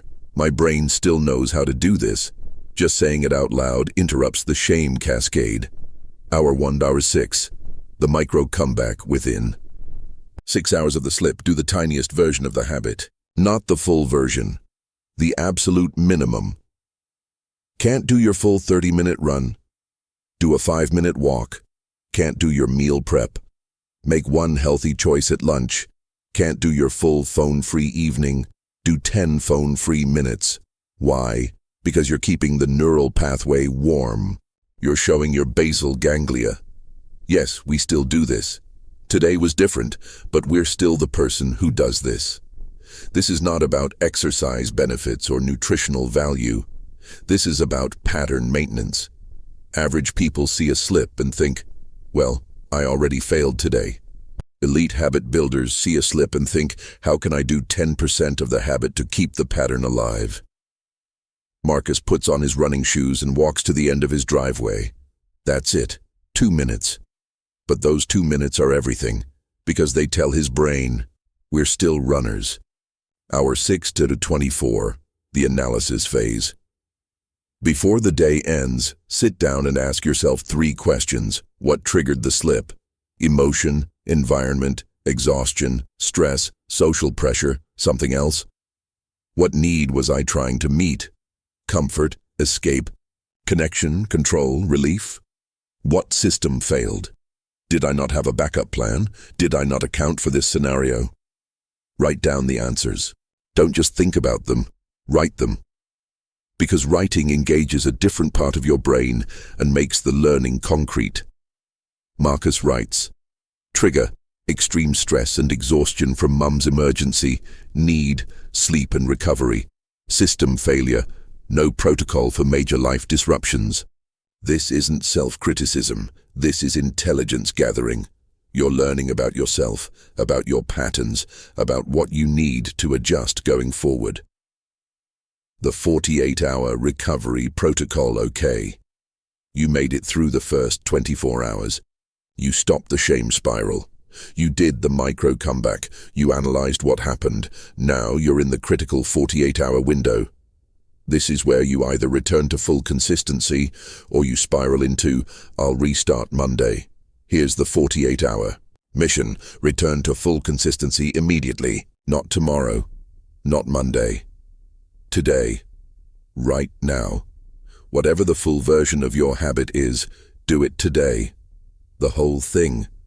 Not because you need to punish yourself, not because you need to prove something, but because you're reaffirming your identity. I'm the person who slipped yesterday, learned from it, and returned immediately. That's a much more powerful identity than I'm the person who never slips. Because the first one is realistic and sustainable. The second one is impossible and shame-inducing. Marcus runs on day 35, full 30 minutes. It's hard, he's still tired, but he does it. because he's proving to himself and to his basal ganglia that yesterday was an exception, not a new pattern. Days 3 to 7, the pattern re-establishment. If you slip for more than 2 days in a row, you enter a different phase. You're not just recovering from a slip, you're fighting against a pattern interruption. Here's the 7-day protocol. Day 3-4, recommit publicly. Tell someone you slipped and you're back on track. Not for accountability, for identity reinforcement. When you say out loud, I slipped but I'm back, you're rewriting the story from I failed again to I'm resilient. Day 5 to 7, environmental reset. Go back through your environment. Did something change that made the habit harder? Fix it. Now. Don't wait. The faster you restore the environmental support, the faster the habit stabilizes. Sarah uses this protocol on day 38. She has a terrible week at work. Stress eating returns. 3 days of old patterns. But on day 4, she doesn't give up. She uses the 7-day protocol. She tells her best friend. She clears her kitchen of trigger foods. She returns to 1 healthy choice per meal. By day 7, she's back. Not perfectly, but back. And she's learned something. Stress is her biggest trigger. Now she knows. Now she can plan for it. The emotional core method. Why bad habits exist. Here's the truth that most habit books ignore. Your bad habit isn't just a bad habit. It's a solution to a problem. A coping mechanism for an unmet need. Until you address the emotional core, the need the bad habit is meeting, you'll always be fighting against your own brain. Let me show you how this works. Jessica's phone addiction isn't about the phone. The phone is the symptom, not the disease. When she digs deeper, when she uses the emotional core method, she discovers what the phone is really doing. It's numbing her anxiety. It's helping her avoid feeling overwhelmed by her teaching job, her marriage stress, her constant feeling of inadequacy as a mother. The phone isn't the problem. The phone is the solution her brain found to the problem of unbearable anxiety. So when she tries to quit the phone without addressing the anxiety, her brain panics. Wait, that's how we cope. That's how we survive. You can't take that away. This is why willpower fails. You're not just fighting a behavior, you're fighting a survival mechanism. The 4-step emotional core analysis. If you want to build a habit that actually lasts, you need to understand what emotional need your old habit was meeting. Here's how. Step 1. Identify the feeling. Before, what do you feel right before you engage in the old habit? Not during. Before. Anxious, lonely, bored, angry, overwhelmed, inadequate. Sarah realizes she feels lonely before she stress eats. Every time. The food isn't about hunger, it's about filling an emotional void. Step 2. Identify the feeling. After, what do you feel immediately after the old habit? Calm, numb, distracted, comforted, in control. Jessica realizes she feels numb after scrolling. The anxiety is still there, but it's muted. The phone doesn't solve the anxiety. It just makes it bearable for a moment. Step 3. Name the need. What emotional need is the habit meeting? Connection, control, escape, comfort, validation, relief? Marcus realizes his non-exercise habit was meeting his need for comfort. Not exercising meant staying comfortable, staying in bed, avoiding discomfort. Step 4. Find a healthier solution. What's a healthier way to meet that same need? Sarah's loneliness needs connection, not food. So she builds a ritual. When she feels lonely, she texts 3 friends first. If the loneliness persists, then she can eat. But often, the connection is what she needed, not the food. Jessica's anxiety needs soothing, not numbing. So she learns box breathing. 4 counts in, 4 counts hold, 4 counts out, 4 counts hold. 2 minutes of breathing calms her nervous system better than 20 minutes of scrolling. Marcus's need for comfort doesn't go away, but he finds a healthier comfort, the comfort of consistency, the comfort of knowing he's the person who keeps promises to himself. This is the emotional core method, and it changes everything because now you're not fighting yourself, you're healing yourself. The social fortress, building an environment where success is inevitable. Here's a truth that might make you uncomfortable. You cannot outmuscle your environment. If your environment is set up for failure, you will fail, no matter how strong your willpower is. But here's the good news. You can redesign your environment. You can build what I call a social fortress, 4 walls of support that make success inevitable. Wall 1. Physical environment. Make the good habit easy and the bad habit hard. Want to exercise in the morning? Sleep in your workout clothes. Put your shoes by the bed. Make the first step stupid simple. Want to eat healthy? Meal prep on Sundays. Remove junk food from your house. Make healthy food the path of least resistance. Want to quit your phone? Buy an alarm clock so your phone doesn't need to be in your bedroom. Install app blockers. Make scrolling require extra steps. Average people rely on motivation to overcome environmental friction. Elite habit builders remove the friction entirely. Wall 2. Digital environment. Your digital space is part of your environment. Curate it intentionally. Unfollow accounts that trigger comparison or cravings. Follow accounts that reinforce your new identity. Join online communities of people doing what you're doing. Marcus joins a Reddit community of daily runners. Every morning he sees posts from people who ran today. It normalizes his behavior. It makes running feel like what everyone does, not what only superhuman people do. Wall 3. Emotional environment. This is your inner dialogue. The story you tell yourself about who you are and what you're capable of. Replace I'm trying to be with I am. Replace I hope I can with I will. Replace I failed again with I'm learning and adjusting. The emotional environment is the hardest wall to build because it's invisible, but it's the most important because you live in your mind 24/7. Sarah builds this wall by creating a mantra. I am someone who takes care of herself. Every time the old shame story starts, what's wrong with me? She interrupts it with the mantra. Wall 4. Social environment. Tell people what you're doing.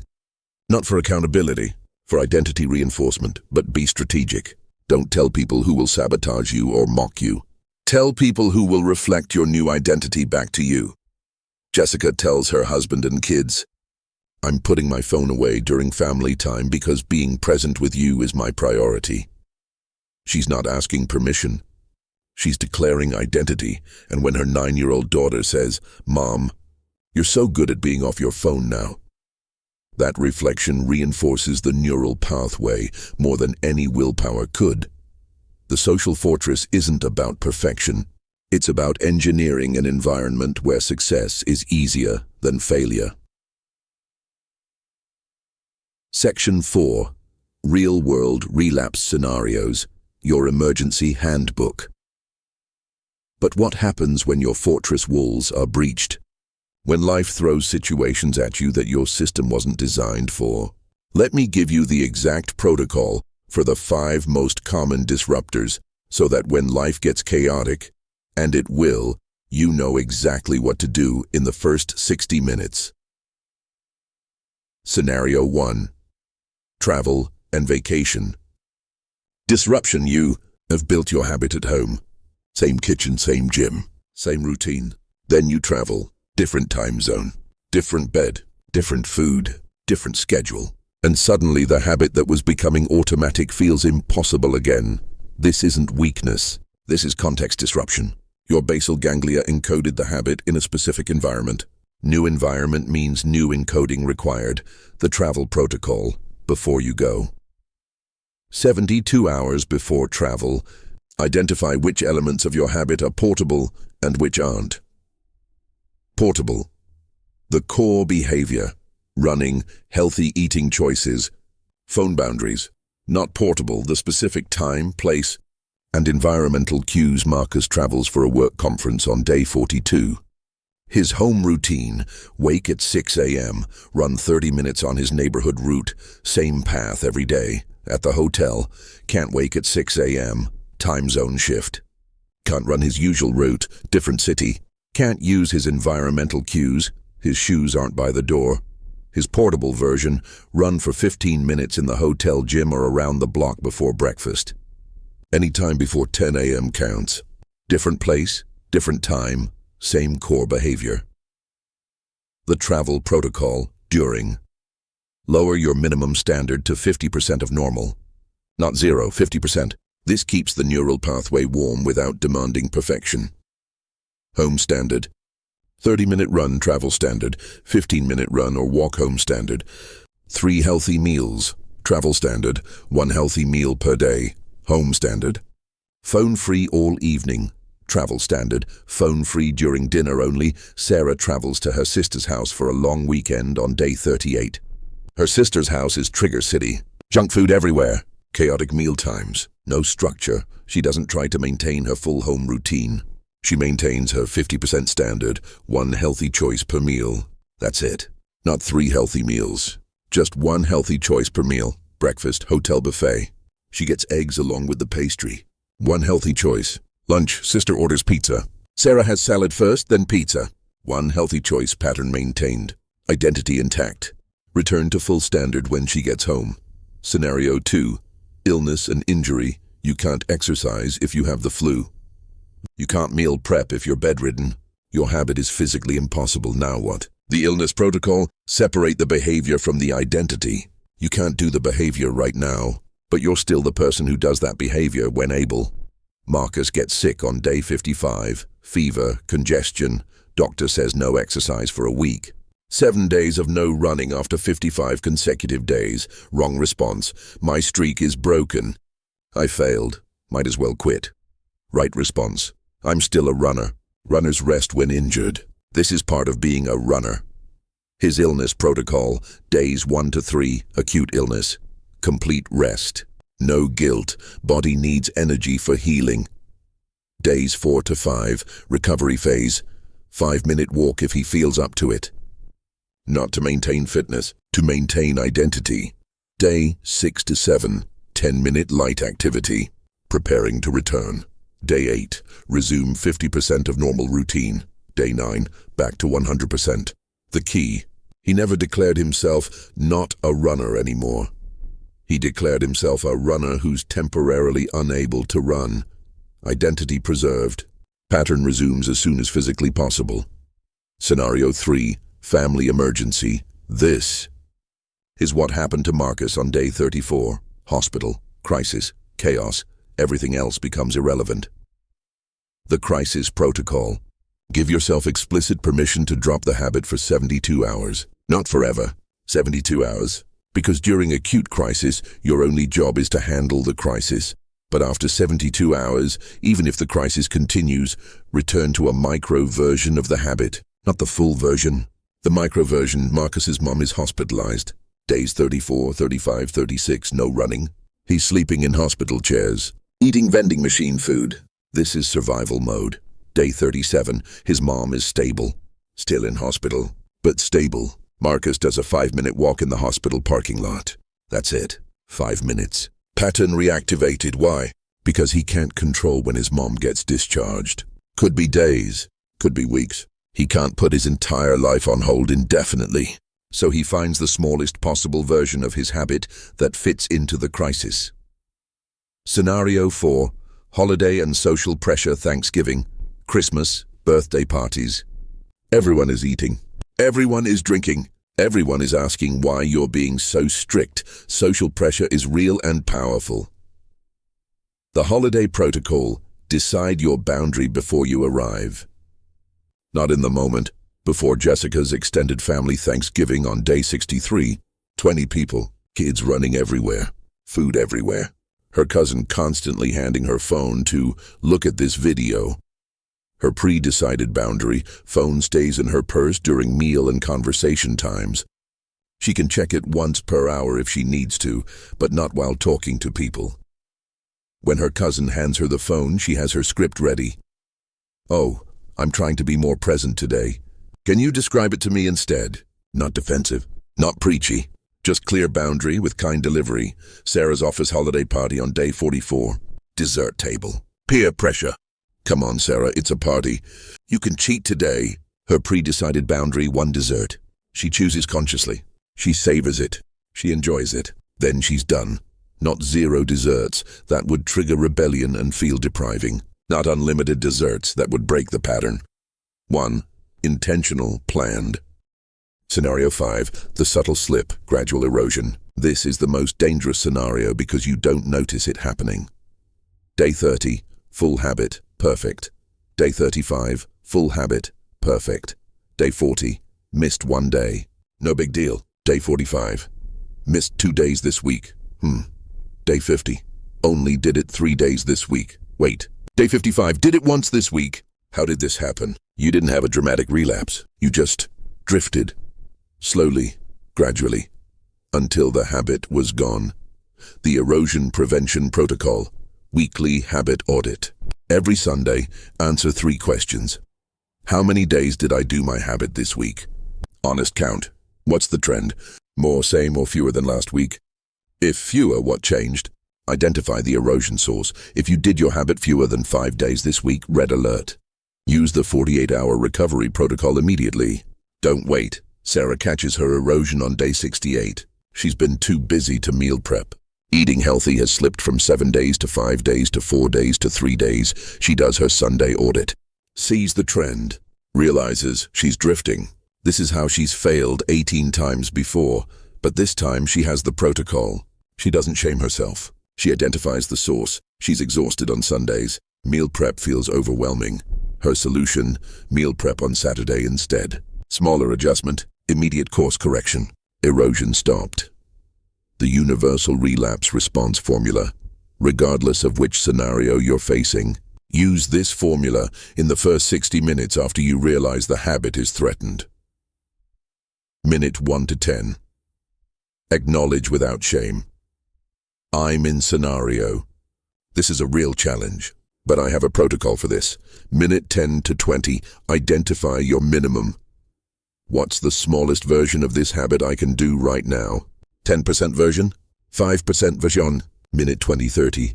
Do the minimum, actually do it. Right now. Even if it's tiny. Keep the pattern alive. Minute 30-45. Adjust expectations temporarily. For the next time frame, my standard is reduced version. When scenario resolves, I'll return to full version. Minute 45 to 60. Schedule the return on specific date. I will resume full habit. That's X days from now. Marcus uses this when his mom is hospitalized. Jessica uses this during her holiday travel. Sarah uses this when work gets intense. Every time the formula works. Not because it's magic, but because it provides structure when chaos wants to destroy structure. You will face these scenarios eventually. Maybe not in your first 30 days, but in your first year. Definitely. The difference between temporary change and permanent change is having protocols for chaos. You're building those protocols now. And when chaos comes, when, not if, you'll be ready. The Day 30 milestone, all 3 transformations. Day 30. For Sarah, Marcus, and Jessica, this day arrives not with fanfare, but with quiet realization. Sarah wakes up on day 30 and realizes she's not counting anymore. She's not thinking day 30. She's just living, making healthy choices because that's who she is now. Not because she's trying, because she is. She makes breakfast for her daughter. Eggs and fruit. The same breakfast she used to think required superhuman discipline. Now it's just breakfast. Automatic, effortless. And when her daughter says, "Love you, Mom," Sarah realizes she's been fully present for this morning. Not distracted by shame, not planning the next diet. Just here, just present, just herself. Marcus hits day 30 on a rainy Tuesday. He runs anyway. Not because he has to prove anything, but because not running feels weirder than running now. Halfway through his run, he remembers day 10. The day he almost quit. The day he lay in bed, staring at his shoes, convinced he was broken. He's not broken. He never was. He was just untrained, and now he's trained. His brain knows what to do. His basal ganglia is running the program. He's not the person who tries anymore. He's the person who does. Jessica's day 30 comes during a family dinner. Her phone is in another room, has been all evening, and she's fully engaged in conversation with her husband and kids. Her son tells a joke, a terrible dad joke, and everyone laughs. And Jessica realizes this is what she was missing. This moment, this connection, this life. For 3 years, she lived in fear that she was missing everything.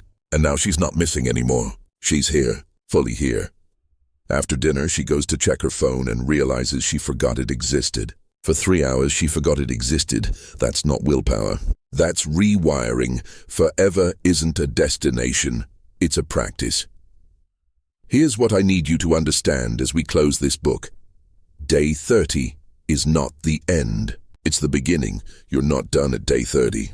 You're equipped at day 30. You have the protocol now. You have the relapse recovery system.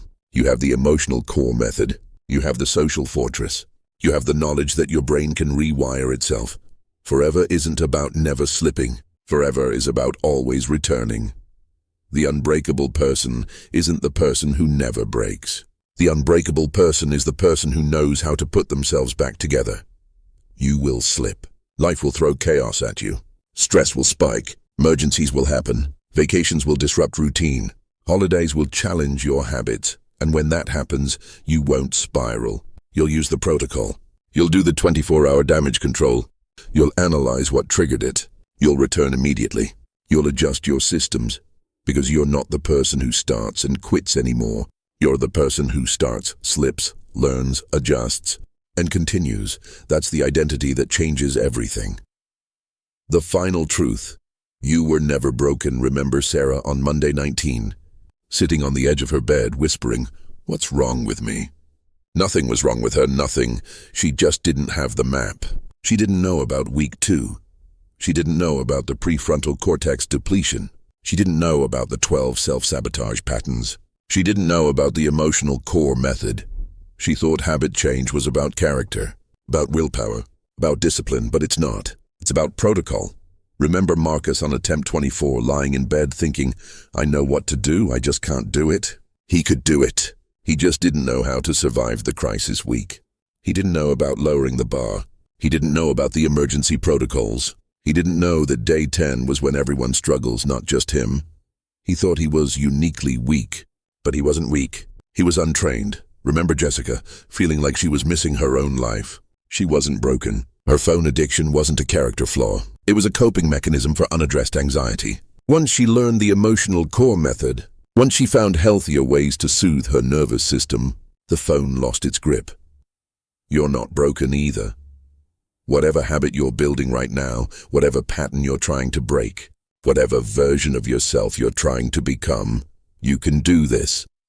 Not because you're special, not because you have more willpower than the 92% who fail, but because you have something they don't. You have the protocol. Your next 30 days start. Now, if you're listening to this and you haven't started yet, start today. Not Monday, not next month. Today, because day 1 is always today. If you're in week 1 right now, enjoy it, but prepare for week 2. Read the emergency protocols again. Lower the bar now. Modify your environment now. Don't wait until the crisis hits. If you're in week 2 right now, survival is your only goal. Use the protocols. Do the micro versions. Stop trying to be perfect. Just survive. Just keep the neural pathway warm. In a few days, everything changes. If you're in week 3 or 4, notice the automation. Celebrate the moments of ease. Trust the process. Don't get overconfident. Don't add too much too soon. Finish the 30 days. And if you've already slipped, use the relapse recovery protocol right now. This instant. Don't wait. You didn't lose everything. The neural pathway is still there. Just reactivate it. The unbreakable you is already here. The version of you that doesn't quit anymore. That person already exists. They're not some future version you have to become. They're already inside you, just waiting for the obstacles to be removed. Those obstacles weren't character flaws. They were knowledge gaps. Now you have the knowledge. Now you have the map. Now you have the 30-day protocol. 30 days from now, your brain will be different. Literally, physically different. New neural pathways, stronger connections, basal ganglia running programs that used to require massive conscious effort. 30 days from now, you won't be the person trying to change anymore. You'll be the person who changed. 30 days from now, someone will ask you how you did it, and you'll smile and say, I learned the protocol. I survived week 2. I became unbreakable. And they'll look at you like you have some superpower they don't have. But you'll know the truth. They have the same brain you have, the same capacity for rewiring, the same ability to encode new patterns. They just need the map, and now you can share it with them. This is your beginning. Sarah sits at her kitchen table on day 90. She's drinking coffee, watching her daughter eat breakfast. Healthy breakfast. The same breakfast Sarah makes every morning now. Not because she's on a diet, but because she's someone who takes care of herself. Her daughter looks up and asks, Mom, were you always like this? And Sarah smiles, because the answer is no, and also yes. No, she wasn't always like this. 15 years of struggle, 18 failed attempts, Monday after Monday of starting and quitting and wondering what was wrong with her. But yes, she was always capable of this. The capability was always there. She just needed the protocol to unlock it. Marcus runs every morning now. Day 93. Rain or shine, tired or energized. His streak isn't what matters anymore. What matters is that running is just what he does. It's who he is. He's not proving anything to anyone. He's not trying to be someone he's not. He's just being himself. And himself is someone who runs. Jessica's phone sits in a drawer most evenings now. Not because she's fighting it, but because she doesn't need it anymore. The anxiety that used to drive her to scroll. She has better tools now. Breathing, connection, presence.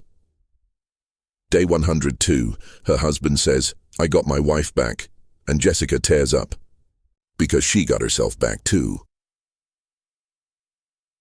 One more story. The man who had nothing left to lose. David Rodriguez was 42 years old when the emergency room doctor looked him in the eye and said, Mr. Rodriguez, your heart is 42, but it's working like it's 70. You need to change, or you won't see 50. 80 pounds, overweight, divorced, depressed. 6 months since he'd seen his kids because, as his daughter Sophia had said through tears, Dad, you're always so sad. It hurts to be around you. This was rock bottom, and this was failed attempt number 47. 47 failed attempts, gym memberships, diets, motivation videos, all failures. 3 days after the ER visit, David found this audiobook in a grocery store parking lot. He listened to chapter 1 while sitting in his car, and when he heard, You're not broken, you're untrained, something cracked open in his chest. For the first time in 47 failed attempts, someone was telling him it wasn't about willpower. It wasn't about character. It was about protocol. Week 1, the setup. David's habit was simple. Stupidly simple. Walk for 20 minutes. That's it. Not run. Not go to the gym. Not transform his entire life. Just walk for 20 minutes. Day 1, 12-minute walk. Knees hurt, back hurt. But he'd done it. He followed the protocol. Threw out junk food. Wrote on his mirror, I am someone who moves my body. By day 7, he'd walked every day. Week 2, the crisis. Day 10 hit David like a truck. Day 10, exhausted, drained. Sophia didn't want to call. His brain screamed, What's the point? You're still alone. This isn't working. The moment 47 attempts had died, but David had the protocol. He recognized the patterns, perfectionism, emotional bypass. He sat on his bed, tears streaming, and said, This is week 2. This is biology, not character. Then he lowered the bar. I don't need to walk for 20 minutes. I just need to put on my shoes and step outside. He put on his shoes. He stepped outside. He walked to the mailbox at the end of his driveway. 2 minutes. That's all. But those 2 minutes were everything. Because he didn't quit. For the first time in 47 attempts, he didn't quit on day 10. He went inside and wrote, Day 10, protocol used. Pattern didn't win. Week 3. The breakthrough. Day 16, David was walking his usual route. 22 minutes now. A loop around his neighborhood. and he passed the playground where he used to take Sophia and her brother Miguel when they were little. He stopped walking. Just stood there staring at the swings, and suddenly he was crying. Not sad crying. Something else. Something he hadn't felt in years. Hope. He wanted to live. Actually live. Be there for his kids. For the first time he believed he could. That was the breakthrough. Not because the walking had transformed his body yet, but because his brain had started to shift. The habit was becoming part of his identity. He wasn't the guy trying to walk. He was becoming someone who walks. Week 4 and beyond, the long game day 30, David did something terrifying. He called Sophia. Sophia answered. "Dad, I'm still here, Mia. 30 days straight. I have a system this time." Silence. Then, "Dad, I want to believe you. Just watch." Day 45. First relapse. Work deadline. Skipped 2 days. But he used the protocol. I slipped. Data, not defeat. Analyze triggers. Adjusted system. Day 47. He was back. 10-minute walk before work. Not 20, 10. Pattern maintained. Day 60. Coffee with Sophia. She stopped. "Dad, you look happy." He smiled. "I am, Mia." They talked for 2 hours, and at the end she hugged him. Really hugged him. And whispered, "Keep going, Dad. Please keep going." Day 100. David wasn't just walking anymore. He was jogging. Not fast, not far, but jogging. His knees didn't hurt as much. His back felt stronger. He'd lost 30 pounds, but more importantly, he'd gained something. Consistency, identity, self-trust. Day 180. Promotion. "You're sharper, Rodriguez." The habit had cascaded. Walking, sleep, focus, work. One habit. 20 minutes a day. Ripple effects everywhere. Day 365. 1 year. Sophia and Miguel visited. Miguel: "We thought we'd lose you, Dad."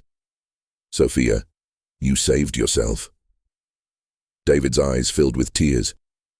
"I had help. I had a protocol, a system. It wasn't willpower. It was just following the map." Day 387. The moment everything made sense. Sophia's high school graduation. David sat in the audience, 55 pounds lighter, healthier than he'd been in 2 decades, watching his daughter walk across the stage. The valedictorian speeches, the principal's address. Then Sophia stepped up for the student address. She talked about resilience, about people who inspire her. And then she said, "My dad taught me the most important lesson I've learned in high school. Not from a lecture, from watching him. 2 years ago, my dad was in the emergency room. The doctor told him he needed to change or he wouldn't live to see me graduate college. My dad could have given up. He'd failed so many times before, but he didn't. He found a system. He followed it, 1 day at a time. And today he's here, healthy, present, unbreakable." She looked directly at David in the audience. "This is for you, Dad. Thank you for not giving up. Thank you for showing me what real strength looks like. It's not never falling. It's getting back up. Every single time." The auditorium erupted in applause. David sat there, tears streaming down his face, unable to speak. After the ceremony, Sophia introduced him. "This is my dad. 2 years ago, I thought I'd lose him. Today, he's the strongest person I know." David pulled her aside. "It wasn't magic, Mia. Just science. Anyone can do it." Sophia hugged him. "I know, Dad. That's why your story matters. That's why I told it today." Day 387. David walks every morning. Kids visit every weekend. 60 pounds lost. His doctor cried, "Your heart is 42 again." David's not special, not superhuman. No breakthrough motivation moment. He had 47 failed attempts behind him. He had rock bottom beneath him.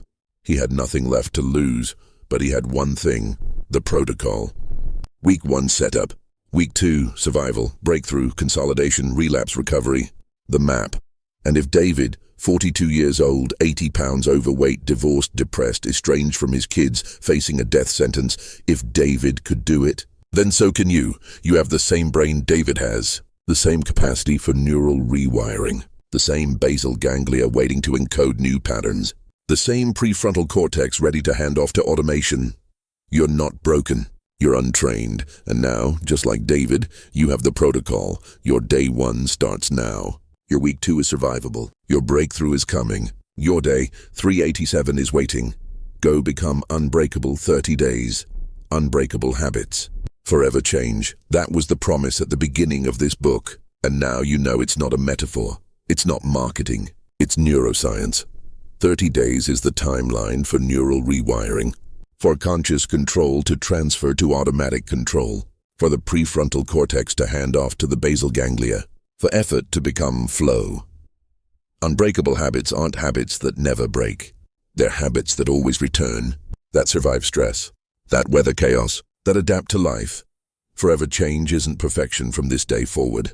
It's having a system that works no matter what life throws at you. It's being the person who knows how to put themselves back together. You're not the 92% anymore. You're the person who has the map, the protocol, the knowledge, the capability. You're the person who survived week 2, who recognized the self-sabotage patterns, who learned the emotional core method, who built the social fortress. You're the person who slips and returns, who treats relapse as data, who adjusts and continues. You're unbreakable, not because you never break, but because you always rebuild. Welcome to day 1 of your forever. Now go become who you already are.